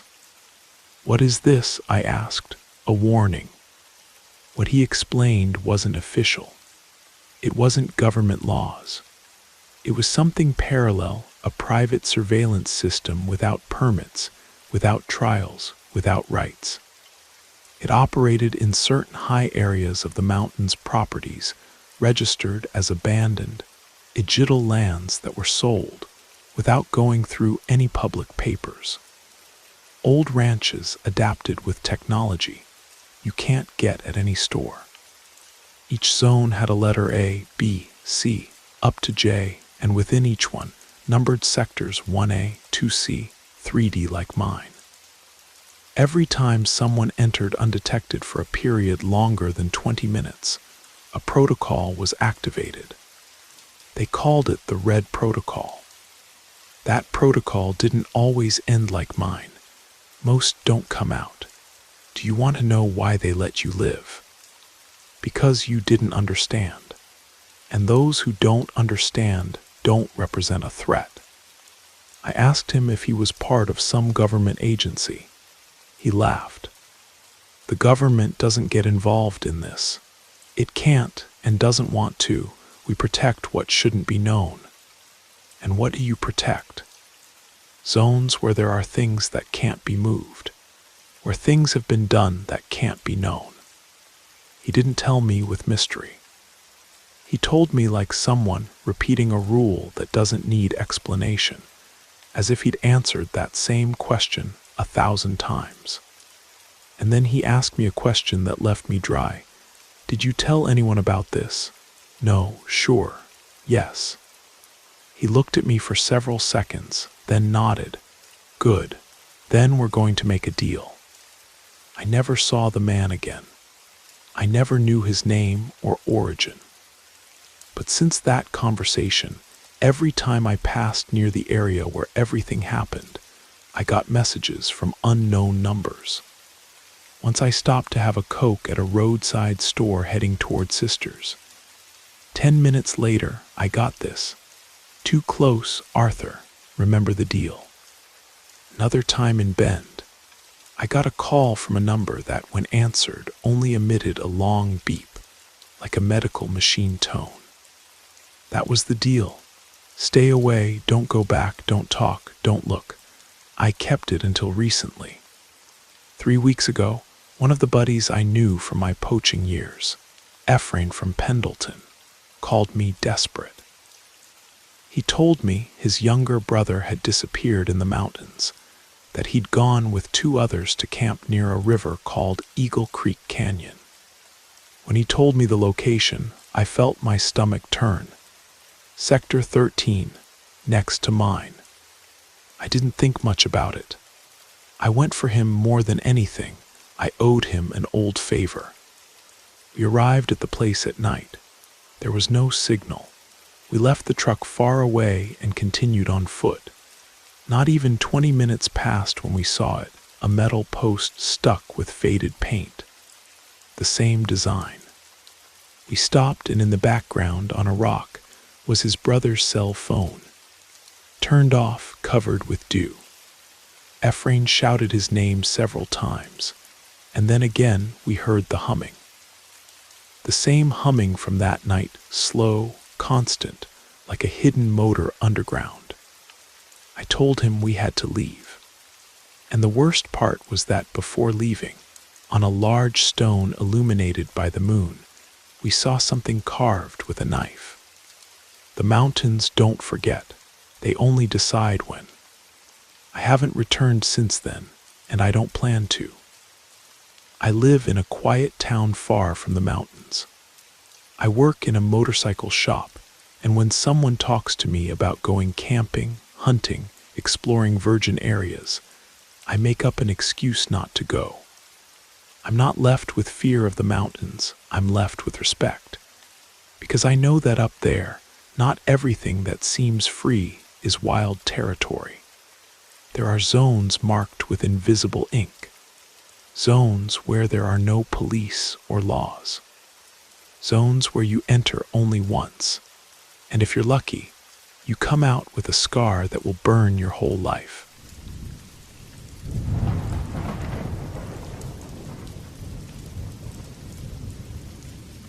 I've never been particularly drawn to the paranormal. Horror movies, ghost stories, supernatural television shows, they just never held much appeal for me. I wouldn't say they bothered me either. I was simply indifferent. There was nothing in my life that had ever sparked an interest in such things. That changed completely after what happened to me and my friend Marcus in Detroit back in 2018. I was working on my final portfolio for my photography degree at Wayne State University.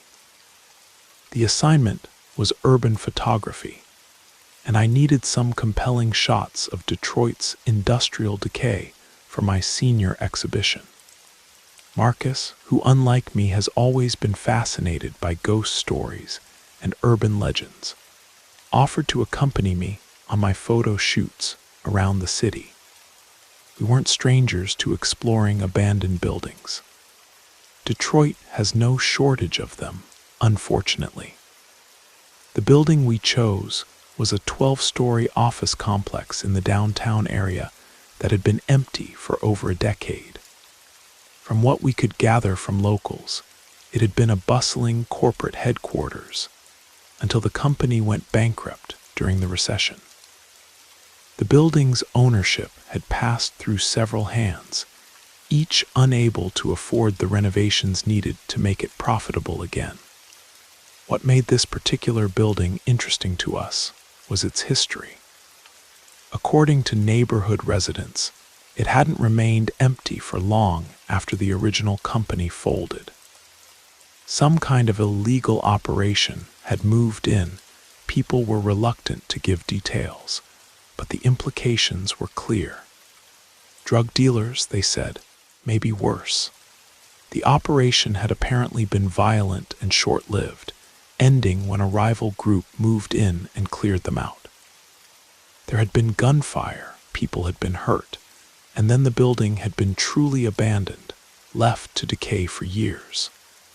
An elderly man who ran a hot dog cart near the building warned us to be careful. He told us that while homeless people used to shelter there regularly, he hadn't seen anyone go in or come out for months. Still, he advised us to check thoroughly. A building that size was bound to have squatters somewhere inside. When we entered through a broken window on the ground floor, we immediately noticed the damage. Bullet holes riddled the walls throughout the first floor, and there were dark stains on the concrete that we preferred not to think about too carefully. We found evidence of recent habitation, empty food containers, blankets, makeshift sleeping areas, but everything looked old, covered in dust and debris. It seemed the hot dog vendor was right. No one had been living there recently. We decided to systematically check every floor before I started taking photographs. Better safe than sorry.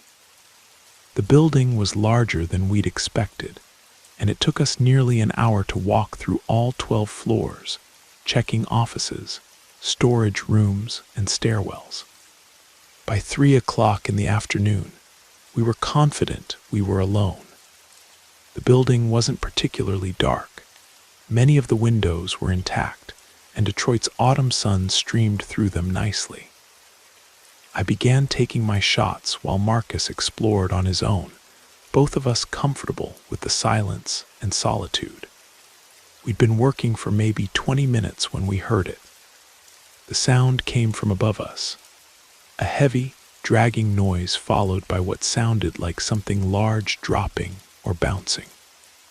We were on the 4th floor at the time, so it seemed to be coming from somewhere around the 7th or 8th floor. Before we could process what we'd heard, the sound stopped abruptly. Then came the footsteps. Multiple sets of footsteps, running back and forth across the floors above us. Not just one person, it sounded like several people, maybe 5 or 6, all moving at once in different directions. The sound echoed through the empty building, creating an unsettling cacophony that lasted for about 30 seconds before stopping as suddenly as it had begun. Then the first sound returned, that heavy dragging followed by the bouncing or dropping noise. Marcus and I looked at each other, both of us trying to make sense of what we were hearing. The closest thing I could compare it to would be someone dragging a heavy piece of furniture across the floor, then dropping it or letting it fall. But that didn't explain the rhythmic bouncing quality to the sound. "What do you think that is?" I whispered to Marcus. He shook his head, looking as puzzled as I felt. "I have no idea, man, but we checked every floor. There's nobody up there." We stood there in silence, straining to hear more. The building had returned to its previous quiet, with only the distant sounds of Detroit traffic filtering through the windows. Just as we were starting to convince ourselves we'd imagined it, the sounds started again. But this time, they were closer. Much closer. The dragging and bouncing noise was now coming from directly above us, the 5th floor. Then came the footsteps again, seeming to race back and forth across the entire length of the building. My heart was pounding as I tried to rationalize what we were hearing. We had thoroughly searched every floor. There were no hiding places large enough for multiple people, no furniture they could have hidden behind. The building was essentially empty except for debris and the occasional piece of abandoned office equipment. Marcus grabbed my arm. "We need to figure out what this is," he said, his voice tight with a mixture of fear and curiosity. "I can't leave without knowing." I understood what he meant. The photographer in me was screaming to document whatever was happening, while the rational part of my mind was insisting we leave immediately. But the sounds were so strange, so inexplicable, that walking away felt impossible. The dragging sound moved across the floor above us, and Marcus began following it, walking slowly down the hallway toward the building's central elevator bank. I followed about 10 feet behind him, both of us trying to move as quietly as possible. The sound seemed to be traveling in the same direction we were walking, toward the elevators. Then we heard it, the distinct mechanical whir and clunk of elevator doors opening. Marcus and I froze. We stared at each other in disbelief. This building had been without power for years. I had tried light switches on every floor we checked, and nothing worked. The electrical system had been stripped by scavengers long ago. There was absolutely no way any of the elevators could be functional. But as we stood there in the hallway, we could clearly hear the elevator moving. It was descending slowly, the old mechanical sounds echoing through the elevator shaft with that distinctive groaning and clanking that old elevators make. Floor by floor, it was coming down toward us. I pressed myself against the wall and tried the light switch in the nearest office, desperate to confirm what I already knew. Nothing. No power whatsoever. Marcus had reached the elevator bank and was gesturing frantically for me to join him. We positioned ourselves where we could see the elevator doors, while staying partially hidden behind a support pillar. My mouth was dry, my heart hammering against my ribs as we watched the floor indicator lights, which shouldn't have been working, slowly count down the floors. 7, 6, 5, 4. The elevator reached our floor and stopped with a final mechanical shudder. For what felt like an eternity, nothing happened. The building was completely silent except for our own rapid breathing. Then, slowly, the doors began to open. The interior of the elevator was completely dark, not just dim, but absolutely black, as if light itself couldn't penetrate whatever was inside. I squinted, trying to make out any details, any sign of who or what might be in there. I saw nothing but darkness. Marcus suddenly grabbed my shoulder and pulled me toward the stairwell. "We need to go. Now," he whispered urgently. We made our way quickly, but carefully down 4 flights of stairs, and out through the same broken window we'd entered. Once we were on the street, in the bright afternoon sunlight with normal city sounds around us, the whole experience felt surreal and impossible. "That was insane," I said, still breathing hard from our exit. "An elevator with no power. I mean, that's just not possible." Marcus was walking quickly, putting distance between us and the building. He kept glancing back over his shoulder, with an expression I'd never seen on his face before, genuine fear mixed with something else I couldn't identify. "Marcus, what's wrong? I mean, yeah, that was crazy, but we're out now. What's got you so spooked?" He stopped walking and turned to face me. "You really didn't see anything when those doors opened?" "See what? It was completely dark in there. I couldn't see anything." "Jake," he said, his voice barely above a whisper, "there were people in that elevator. 5 or 6 people just standing there in the dark, staring at us." I felt my blood turn to ice. "What are you talking about?" I was looking right at it. There was nothing there. "They were pale, Jake, unnaturally pale.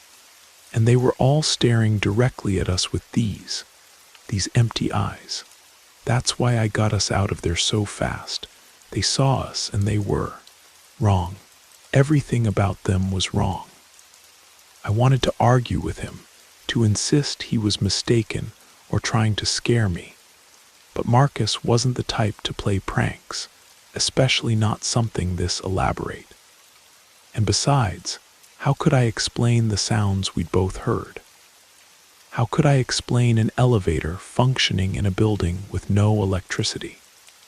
We ended up going to a diner across town, trying to process what had happened over coffee and burgers.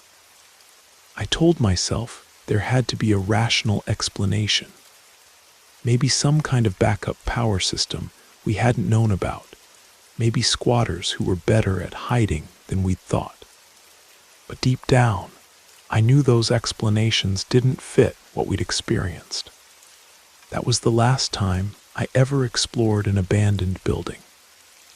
I finished my photography portfolio using shots from other locations around Detroit, and I never went back to that office building. Marcus and I remained friends, but we never talked about what happened that day, as if discussing it might somehow make it more real than it already was. Sometimes I wonder if Marcus really saw what he claimed to see in that elevator, or if the stress and fear of the situation made him imagine it. But then, I remember the sound of those elevator doors opening in a building with no power, and I realize it doesn't matter what he saw or didn't see. Something impossible happened in that building, and I'm not sure I want to understand what it was. I moved away from Detroit 6 months later for a job opportunity in Chicago. The rational part of me knows the move had nothing to do with what happened in that building, but I've never been back to visit, and I don't think I ever will be.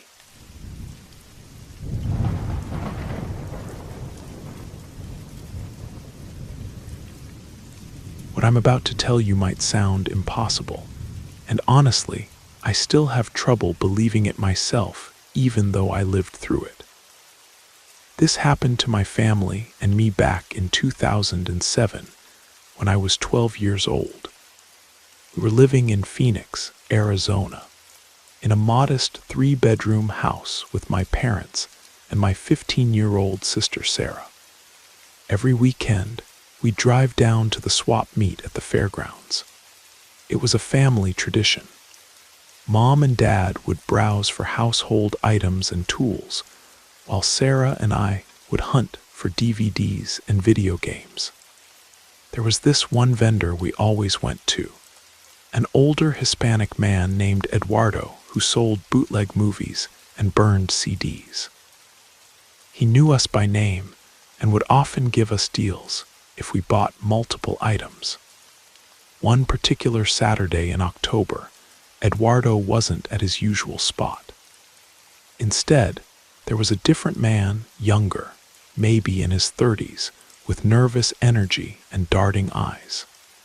He told us he was covering for Eduardo, who was dealing with some family emergency.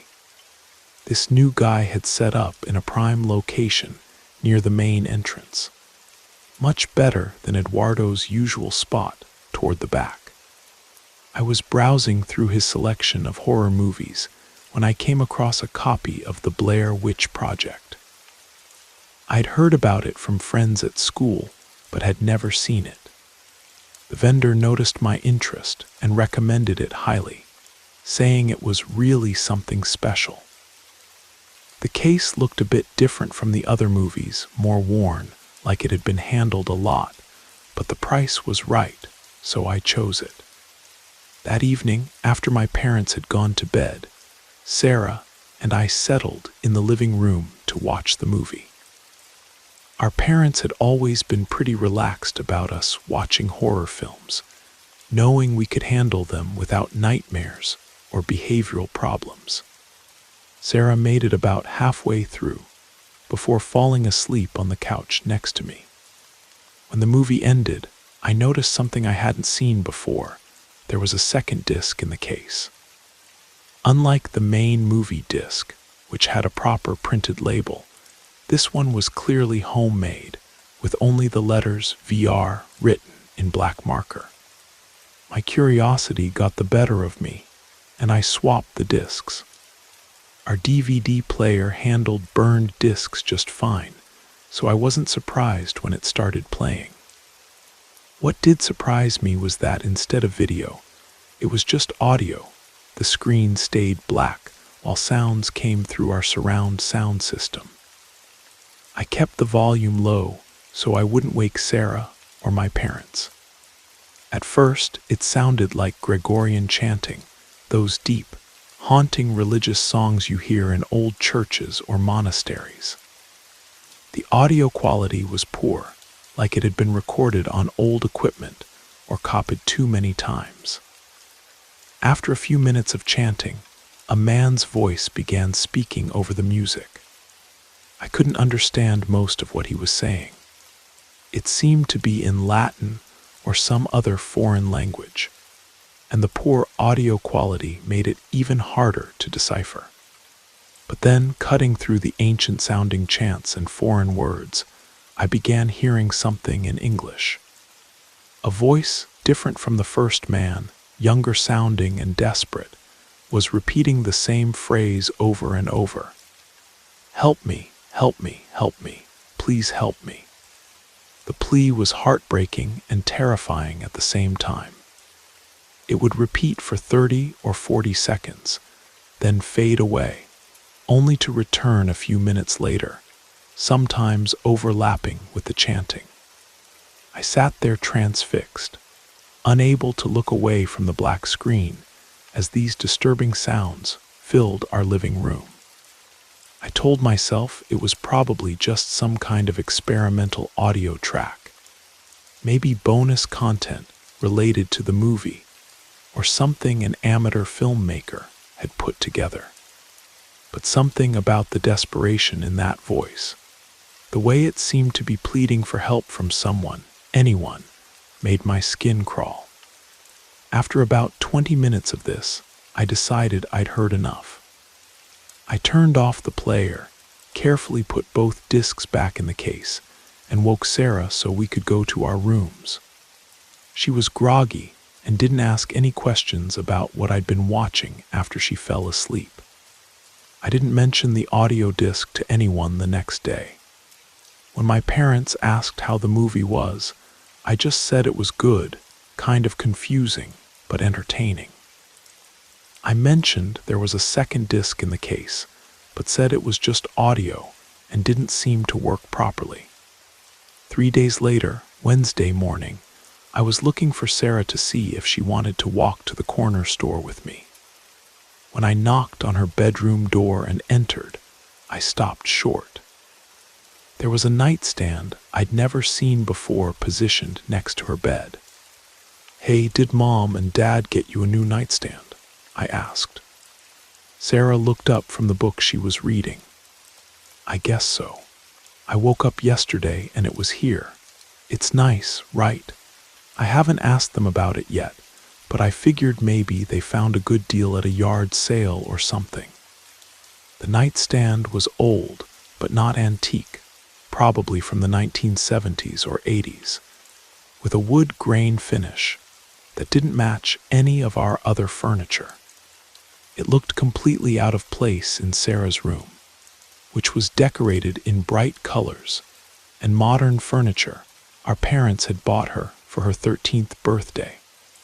I thought it was odd that our parents would buy furniture without mentioning it, especially something that didn't match the rest of the house, but I didn't dwell on it. Strange things happen in families, and maybe they had their reasons.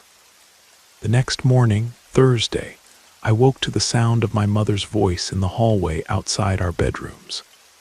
She was talking to Sarah in a confused, slightly concerned tone. I got dressed quickly and went to see what was happening. They were both standing in Sarah's doorway, staring at a small vanity table that was now positioned next to her existing vanity. Like the nightstand, it was clearly from a different era and didn't match anything else in the room. This one looked even older, maybe from the 1960s, with a mirror that had brown spots around the edges. "Sarah, honey, where did this come from?" Mom was asking. "I don't know," Sarah replied, and I could hear frustration creeping into her voice. "I heard you and Dad moving furniture around in here last night. I figured you were surprising me with some new stuff you found somewhere." "We didn't move any furniture last night," Mom said firmly. "Your father and I were watching television until 11, then we went straight to bed. We never came in your room." "But I heard someone in here," Sarah insisted. "Around midnight, maybe 1 o'clock, someone was dragging something heavy across the floor. I thought it was you guys, so I didn't get up to look." Mom examined the vanity more closely, opening its small drawers and checking behind it, as if looking for clues about its origin. Like the nightstand, it was completely empty and looked like it had been well used in its previous life, wherever that might have been. When Dad got home from work that evening, we showed him both pieces of furniture. He was as confused as the rest of us. He confirmed that he and Mom hadn't brought any new furniture into the house, and he couldn't think of any explanation for how these items had appeared in Sarah's room. "Maybe someone's playing an elaborate prank," he suggested, but even as he said it, he looked doubtful. Our house was always locked at night, and there were no signs of forced entry. Besides, who would break into someone's house just to leave furniture behind? The weekend came and went without any further incidents. I began to think that whatever strange coincidence had led to the appearance of the furniture was over. I was wrong. Saturday morning, I heard Sarah calling my name from her room with an edge of panic in her voice. When I got there, I found her standing in the middle of what was becoming a very crowded bedroom. A large wardrobe, easily 6 feet tall and made of dark, heavy wood, now stood against the wall opposite her bed. "This is getting ridiculous," I said, but even as I tried to make light of the situation, I felt a chill run down my spine.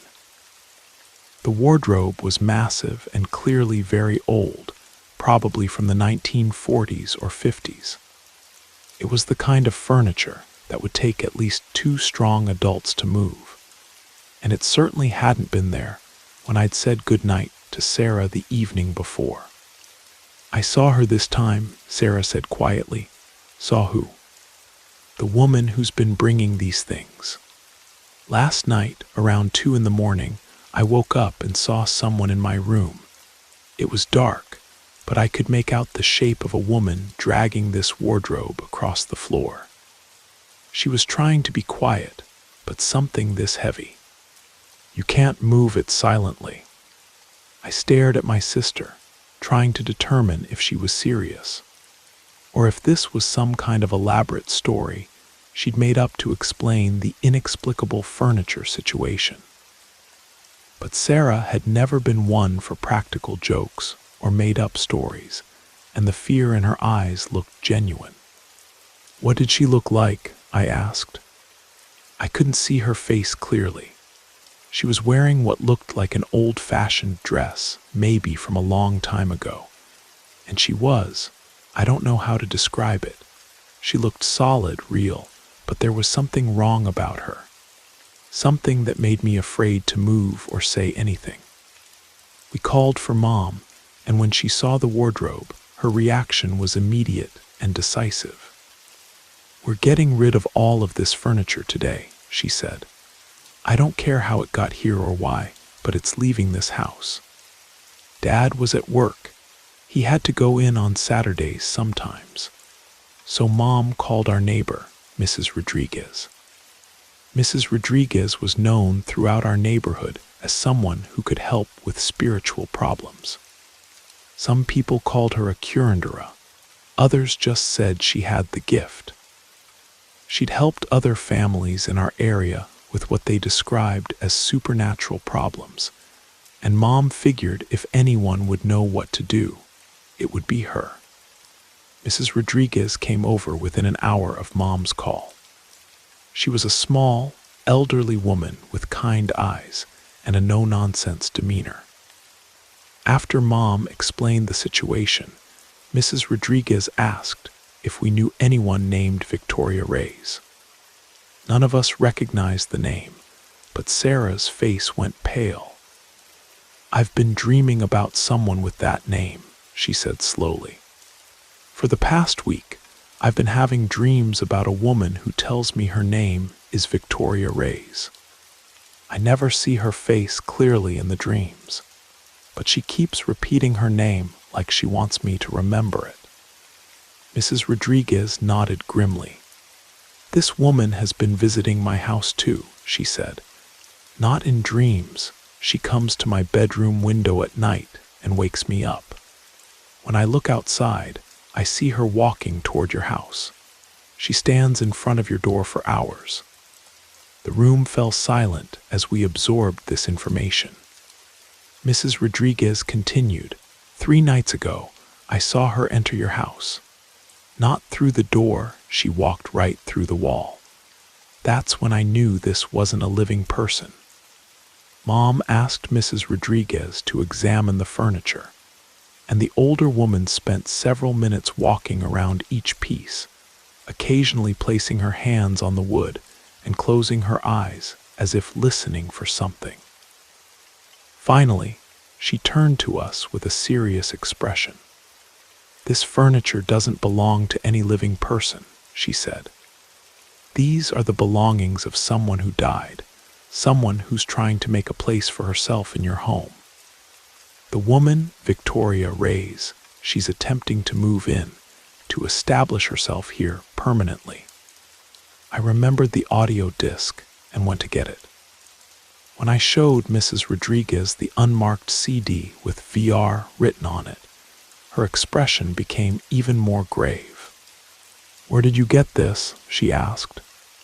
I explained about the swap meet, the movie, and the strange audio I'd listened to. Mrs. Rodriguez examined the disc carefully, then looked at me with concern. "You should never have played this," she said. "This type of recording, it's used to call to the dead, to invite them into a space. By playing it in your home, especially late at night when the barrier between worlds is thinnest, you opened a door." Victoria heard the call and came. She asked who else had been present when I played the disc. When I told her that Sarah had been sleeping on the couch nearby, Mrs. Rodriguez nodded as if this confirmed something she'd suspected. "That's why the furniture appeared in her room and not yours," she explained. "She was sleeping when the invitation was made. Sleep makes us vulnerable to spiritual influence. Victoria chose her as the anchor point, the person through whom she could establish her presence in this house. Mrs. Rodriguez said she would take the disc and dispose of it properly.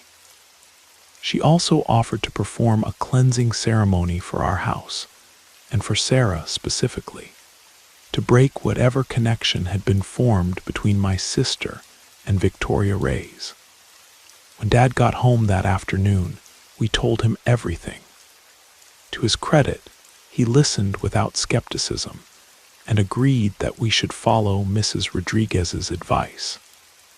We spent the rest of the day removing the mysterious furniture from Sarah's room. Dad and I loaded everything into his pickup truck, and we donated it all to a thrift store across town, not wanting to keep it anywhere near our house. Mrs. Rodriguez returned that evening to perform the cleansing. I won't go into all the details, but it involved burning certain herbs throughout the house, saying prayers in Spanish, and performing what she called a spiritual separation to disconnect Sarah from Victoria's influence. The next week, we returned to the swap meet to find Eduardo back at his usual spot. Dad explained what had happened with the disc, though he left out the supernatural details and just said it had contained disturbing audio that had frightened us. Eduardo was apologetic and said he'd never seen discs like that in his inventory. He gave us several free movies as compensation and promised to be more careful about checking his merchandise. "Sometimes people bring me boxes of stuff they want to sell," he explained. "I don't always look at everything individually. That disc might have been mixed in with a batch I bought from someone else. I'm sorry it caused you trouble." The cleansing seemed to work. Sarah stopped having dreams about Victoria Reyes, and no more furniture appeared in our house. But the experience left all of us shaken. Even now, more than 15 years later, I've never been able to fully explain what happened during those strange weeks in Phoenix. I think about it sometimes, how a simple curiosity about an unmarked disc led to something so bizarre and frightening. Mrs. Rodriguez told us that some objects carry spiritual attachments, that certain recordings or items can serve as invitations to things we don't understand. Whether you believe in that kind of explanation or not, I can tell you that something impossible happened in our house, and it only stopped when we took active steps to end it. We never learned who Victoria Reyes was in life, or why her spirit was drawn to our home.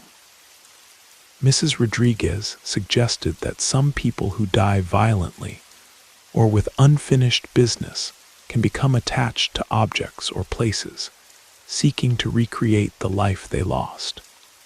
Maybe Victoria was trying to rebuild her home piece by piece, using our house as the foundation.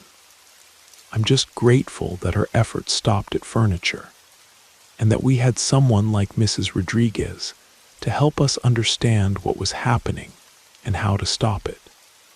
I've often wondered what might have happened if we'd ignored the situation, if we'd let Victoria continue bringing her belongings into Sarah's room. How far would it have gone? Would she have eventually tried to manifest herself more completely? These are questions I hope I never have to answer.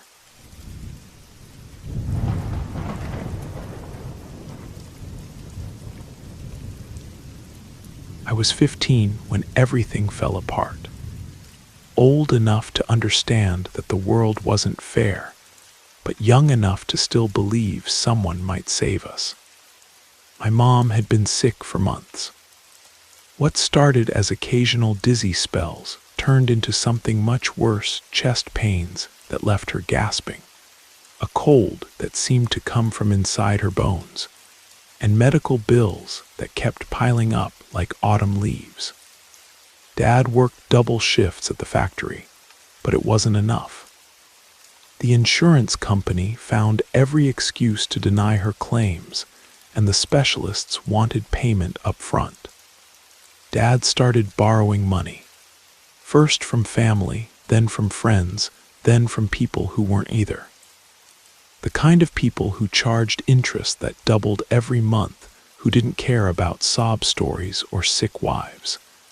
When Dad couldn't make the payments, they started calling. Then they started visiting. I remember the night they left something on our porch. Dad found it in the morning, a small wooden coffin, child-sized, with a note nailed to the lid. For families who don't pay their debts. That same day, we packed what we could carry and left town. We hitchhiked for hours, then walked when no one would stop. Dad said we were going to stay with his cousin up north, but I could tell he was making it up as we went along. The sun was setting when we turned off the main road onto a dirt trail that disappeared into the Michigan wilderness. The forest was dense with pine and oak, the ground soft with years of fallen needles and rotting leaves. A constant mist hung between the trees, and everything smelled like wet earth and decay. Our feet squelched in the mud with every step, and the silence was broken only by the drip of water from branches and the occasional crack of a twig somewhere in the darkness. We found an abandoned hunting cabin about 2 miles in. It was more of a shack, really missing windows, a door that hung crooked on rusted hinges, and holes in the roof that let in streams of cold air. But it had 4 walls and kept most of the rain out. Dad spent the next day making it livable. He nailed boards over the broken windows, stretched plastic sheeting across the gaps, and got the old wood stove working well enough to provide some heat. Mom helped when she could, but the walking had exhausted her. She spent most of the time wrapped in blankets, coughing into her sleeve. That night, as we huddled around the stove sharing a can of beans Dad had found in his pack, he broke down. I'd never seen my father cry before.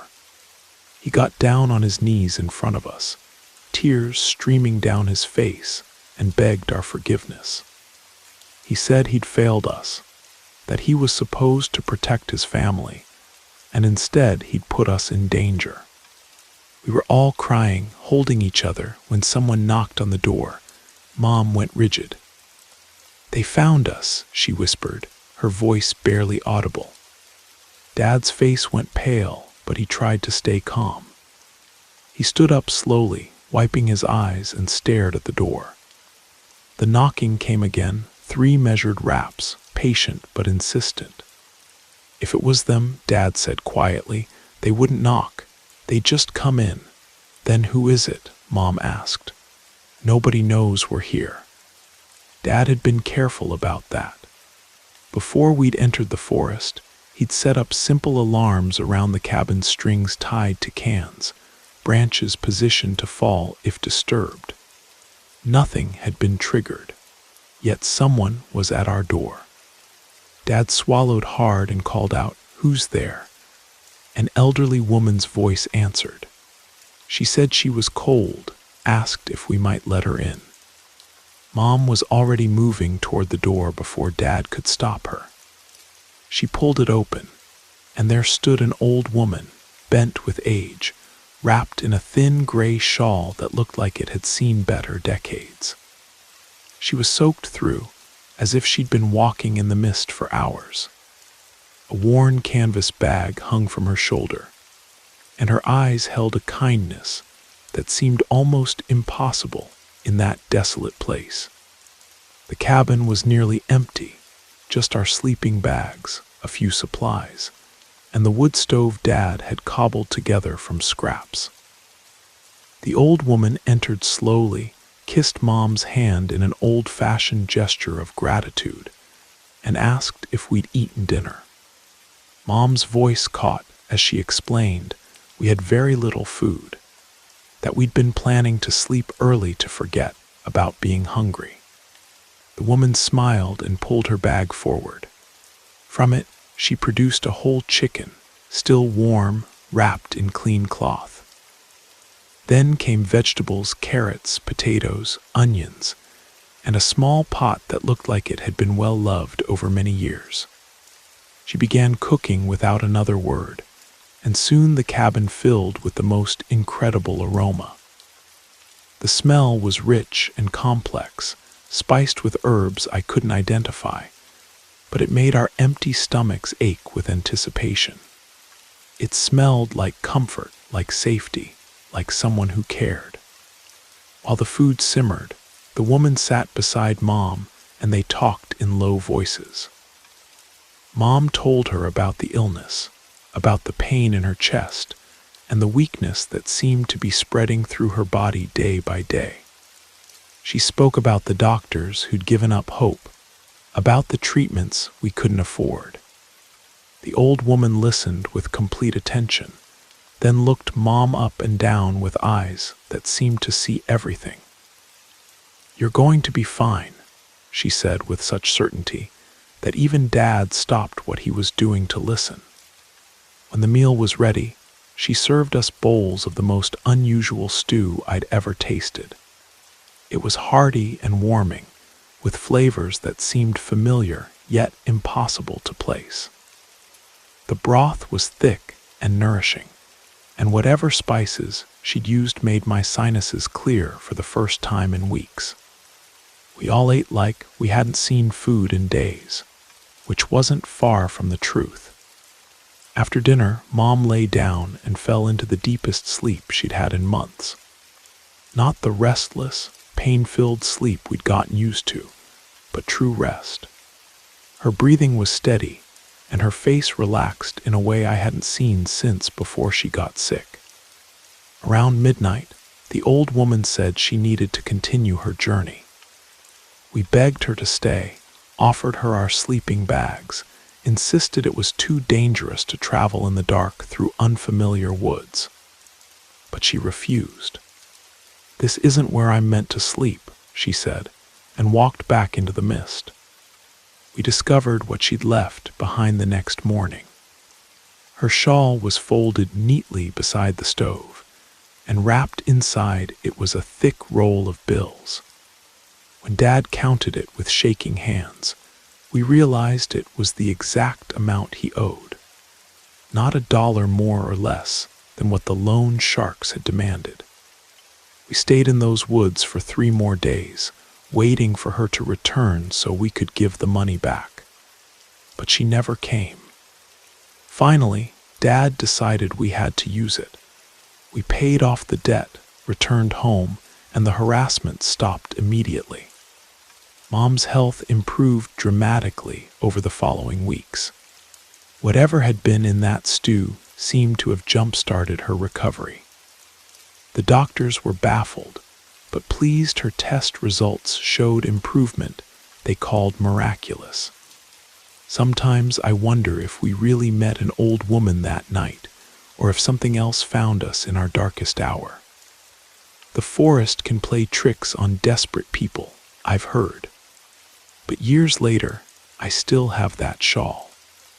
And even now, when I hold it close, it still carries the faint scent of that impossible meal that saved my mother's life.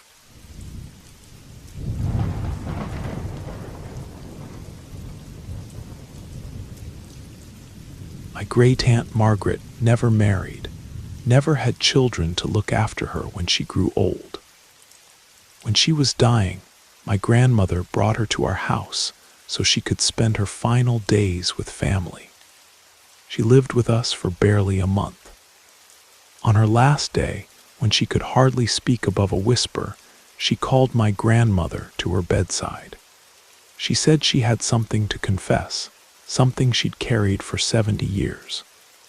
My grandmother pulled a chair close, moistened Aunt Margaret's lips with a damp cloth, and listened as she began to tell her story. When Margaret was 8 years old, her family took a trip to the waterfalls behind their small Colorado town. You had to drive through farmland, then hike deep into the national forest, following a trail that eventually became nothing more than deer paths and hope. The falls were hidden in a canyon where the air was always cool and damp, where the sound of rushing water echoed off stone walls, and where few people ever ventured. It was one of those overcast days where everything seemed saturated with moisture. The trees were dark and glistening, the rocks slick with condensation, and the air itself felt heavy enough to drink. They'd packed a picnic, sandwiches wrapped in wax paper, thermoses of hot coffee, and cookies that Margaret's mother had baked the night before. Margaret was playing near the edge of a ravine, the kind of place children are drawn to despite every warning. The drop wasn't straight down. It angled steeply through loose rocks and scrub brush before ending in a sheer cliff that fell 30 feet to the rocks below. She was reaching for something, a flower, a pretty stone. She couldn't remember what when the ground gave way beneath her feet. She tumbled down the slope, screaming, her small hands clawing at rocks and roots as she picked up speed. Her dress tore, her knees scraped raw against the stone, and she could hear her family shouting from somewhere impossibly far above. Just as she reached the edge of the cliff, just as she was about to fall those final 30 feet onto the jagged rocks below, hands caught her. They came up from the crevices between the stones, dark, weathered hands that felt like leather, and moved with impossible strength. They grabbed her arms and stopped her fall so suddenly that her whole body snapped like a whip. She hung there, suspended over the abyss, held by someone she couldn't see. Above her, she could hear her family's voices, but they seemed miles away. The hands held her steady, neither lowering her to safety nor letting her fall. And then she heard a voice that seemed to come from the rocks themselves. "Now you owe a debt," it said. The voice was neither male nor female, but ancient and patient as stone. Margaret, terrified and 8 years old, could only nod. The hands lifted her then, setting her down on a narrow ledge she hadn't noticed before. By the time her father rappelled down to rescue her, she was sitting calmly, barely scratched despite her terrible fall. The family talked about the miracle for months. They said God had saved her, that her guardian angel had intervened. No one asked how she'd survived such a fall with so few injuries. Margaret never told them about the hands or the voice or the debt she'd agreed to pay. Years passed. She grew up, went to school, worked in town. The memory faded until it felt like something that had happened to someone else. She convinced herself it had been a dream, a hallucination brought on by fear and trauma. Then, the day after her 21st birthday, she felt compelled to return to the canyon. She couldn't explain the urge. She simply woke up knowing she had to go back. She drove to the trailhead and hiked up the familiar path, moving slowly through the damp forest, listening to the distant sound of falling water. Near the top of the trail, where the mist from the falls created a perpetual twilight, she saw a figure waiting. It stood perfectly still on the path ahead, a woman in black, wearing a long coat that seemed to absorb the dim light around her. A hood covered her head, and she didn't move as Margaret approached. Margaret tried to convince herself it was just another hiker, but her steps slowed as she got closer.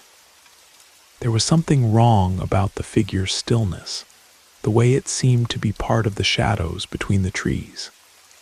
"Good morning," Margaret said quietly, more out of politeness than friendliness. The figure turned toward her, though Margaret couldn't see her face beneath the hood. When she spoke, her voice was the same one Margaret had heard 13 years earlier, rising from the rocks. "You still owe a debt," she said, and Margaret, no longer 8 years old, but suddenly feeling very small, understood exactly who she was talking to. "What do you want?" she asked. The figure moved closer, though Margaret didn't see her feet touch the ground. She seemed to glide like mist. "You were saved from feeding the canyon," the voice said. "Now you must provide what you were spared from giving." The meaning was clear, horrible, and absolute. To pay her debt, Margaret had to send someone else over the edge.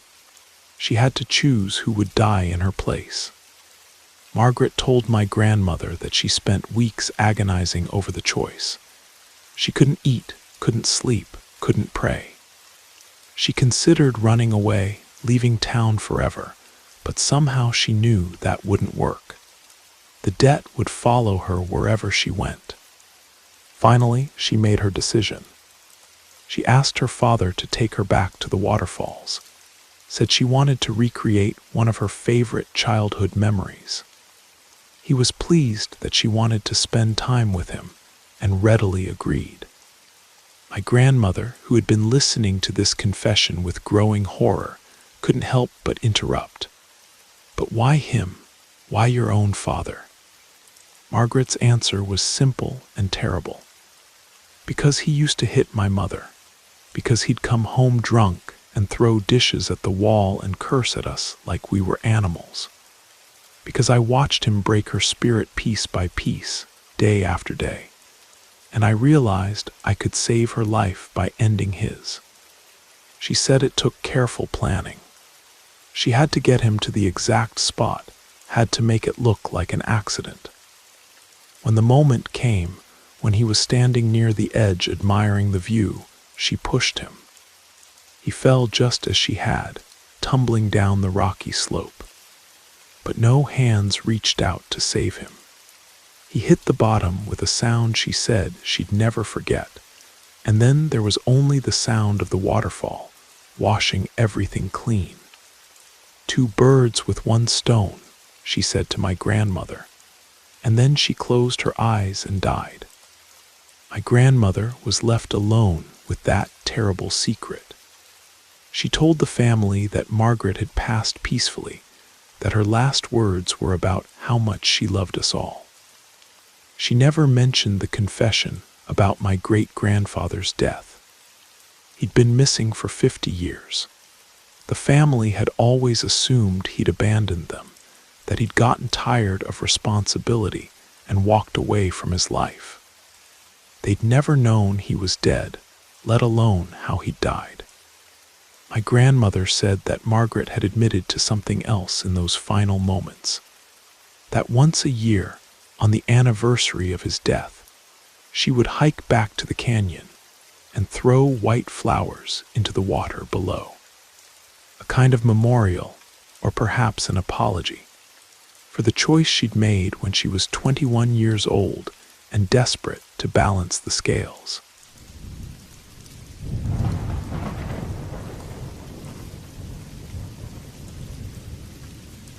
I'm someone who exercises regularly. I don't need a gym membership. I run city streets when the weather's good, and on weekends, my wife and I drive out to the state parks for longer hikes.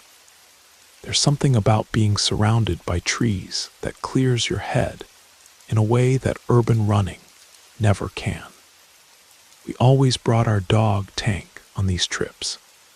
He's a white pit bull with a broad chest and expressive eyes, but he's more playful than intimidating. He loves charging through underbrush and leaping over fallen logs, and the exercise is good for all of us. That particular Saturday in late October, we decided to explore a section of the Cascade Trail we'd never hiked before. We got up early, packed some water and snacks, and drove to the trailhead, while the morning mist was still clinging to the mountains. The forest was in full autumn dress maples blazing red and gold, oak leaves crunching underfoot, and that crisp smell of approaching winter in the air. The trail wound steadily upward through dense stands of evergreens, and within the first half hour, we'd worked up a good sweat despite the cool temperature. After about 40 minutes of hiking, we heard voices behind us, two mountain bikers asking for room to pass. We pulled Tank closer and stepped aside to let them by. They were a couple, probably in their 30s like us, both wearing professional-grade biking gear and riding expensive-looking mountain bikes. They dismounted to walk past us on the narrow trail, and they were incredibly friendly about it. "Beautiful day for a hike," the woman said, stopping to pet Tank when he trotted over to investigate. "What a gorgeous dog. We have a pit mix at home. They're such sweethearts." "He was a terror as a puppy," I told them. "Destroyed everything in the house twice over." They laughed and shared stories about their own dog's destructive phase. The man mentioned how their dog had eaten an entire couch cushion and somehow survived the experience.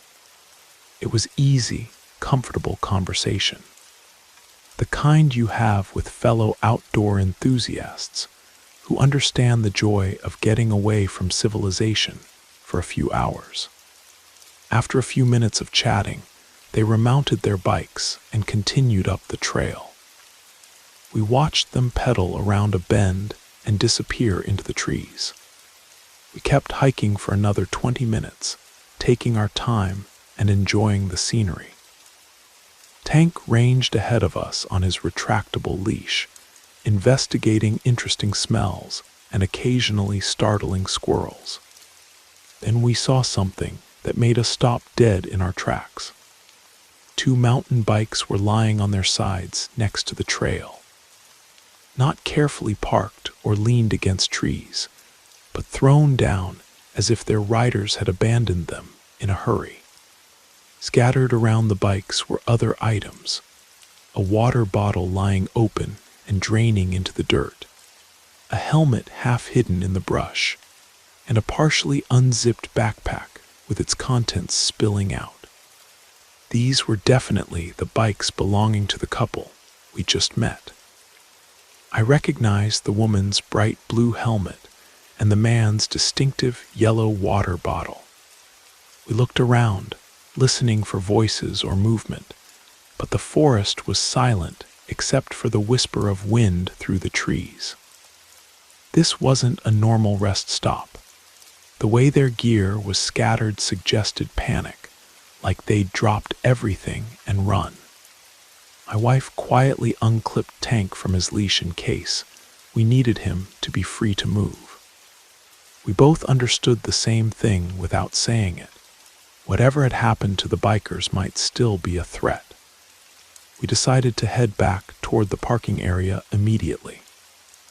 The trail suddenly felt less welcoming, and every shadow between the trees seemed to hide potential danger. We'd heard about occasional robberies in state parks, but we'd always assumed they happened in more remote areas, not on well-traveled trails like this one. We'd only gone about 50 yards when we realized Tank wasn't with us. He was standing motionless about 20 feet back, his body rigid and alert, staring into the forest off the side of the trail. Then he started barking with a ferocity I'd never heard from him before. These weren't playful barks or even warning barks. They were savage, primal sounds that raised the hair on my arms. He was snarling and lunging against empty air, as if he could see something we couldn't. We called for him to come, but instead of obeying, he broke away and charged into the underbrush, following whatever had caught his attention. We could hear him crashing through the vegetation, still barking with that same wild rage. Then suddenly, silence. We shouted his name, whistled, searched that section of forest for hours without finding any trace of him. The quiet was unnerving, no barking, no sound of him moving through the brush, nothing. We ran back down to the parking area and found a park ranger, explained the situation about both the missing couple and our dog. She radioed for backup, and within an hour, we had a full search team, rangers, volunteers, even some other hikers who offered to help. When we led them back to where we'd seen the abandoned bikes, they were gone. The bikes, the helmet, the water bottle, the backpack, everything had vanished. But there were still tire tracks in the soft earth and drag marks that suggested someone had hauled the bikes away rather than riding them. The searchers found evidence that someone had tried to cover up what happened. They'd scattered leaves over the disturbed ground and tried to erase footprints, but they'd done a sloppy job. There were still boot prints that didn't match any of ours, and broken branches that suggested a struggle. We never found the couple. A missing persons report was filed. Their car was located in the parking area, but they seemed to have vanished completely. The investigation went on for weeks, but without bodies or witnesses, there wasn't much the authorities could do. Tank showed up on his own just as we were about to give up the search. We were trudging back to the parking area, exhausted and covered in mud, when one of the rangers got a call on his radio. Someone had found our dog sitting patiently by our car, as if he'd been waiting there for hours. He wasn't hurt, wasn't even dirty despite having been missing in the forest all day. He seemed calm and normal, maybe a little tired, but there was no sign that he'd been through any kind of trauma. It was as if he'd taken a pleasant nap somewhere, and then decided to meet us back at the car. The whole time the search was active, people kept asking us the same questions. Were we sure we'd actually met the couple? Could we describe them in detail? Was it possible we'd confused them with other hikers? Had we maybe imagined the whole encounter? The more they questioned us, the more they seemed to doubt our story. It was as if they thought we'd made up the missing couple as an excuse to get help finding our dog, or that the stress of losing Tank had caused us to hallucinate the entire interaction. But I know what I saw. Those people were real. They had body heat and breath that steamed in the cold air. They smelled like sweat and deodorant. They had dirt under their fingernails and mud on their expensive biking shoes. The woman had mentioned their dog's name was Charlie, and she'd laughed about how he'd learned to open cabinet doors. The man had a scar on his chin and wore a wedding ring with an inscription I couldn't quite read. These weren't ghosts or hallucinations. They were living, breathing human beings who'd stopped to pet our dog and share stories about their own. After the official search was called off, we learned that we weren't the first people to report strange encounters on that trail. Other hikers had mentioned seeing mountain bikers who seemed to vanish without explanation. Some said they'd seen bikes riding down the trail with no one on them, moving at impossible speeds through sections too steep and rocky for safe riding. The stories were always similar: friendly bikers who stopped to chat, then disappeared under mysterious circumstances. The bikes were always the same too. One red, one blue, both high-end models that should have been easily recognizable. No one has ever found bodies or been able to explain what happens to these people. The trail remains open, and most hikers never experience anything unusual. But sometimes, on misty October mornings, when the light plays tricks through the trees.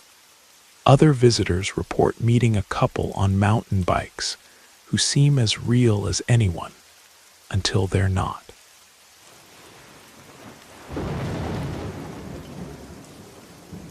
You made it to the end of the stories. That means it's the perfect time to subscribe so you don't miss future episodes. And if you haven't already, leave a like and drop a comment. I'd love to hear your thoughts. Have a great time relaxing, and good night.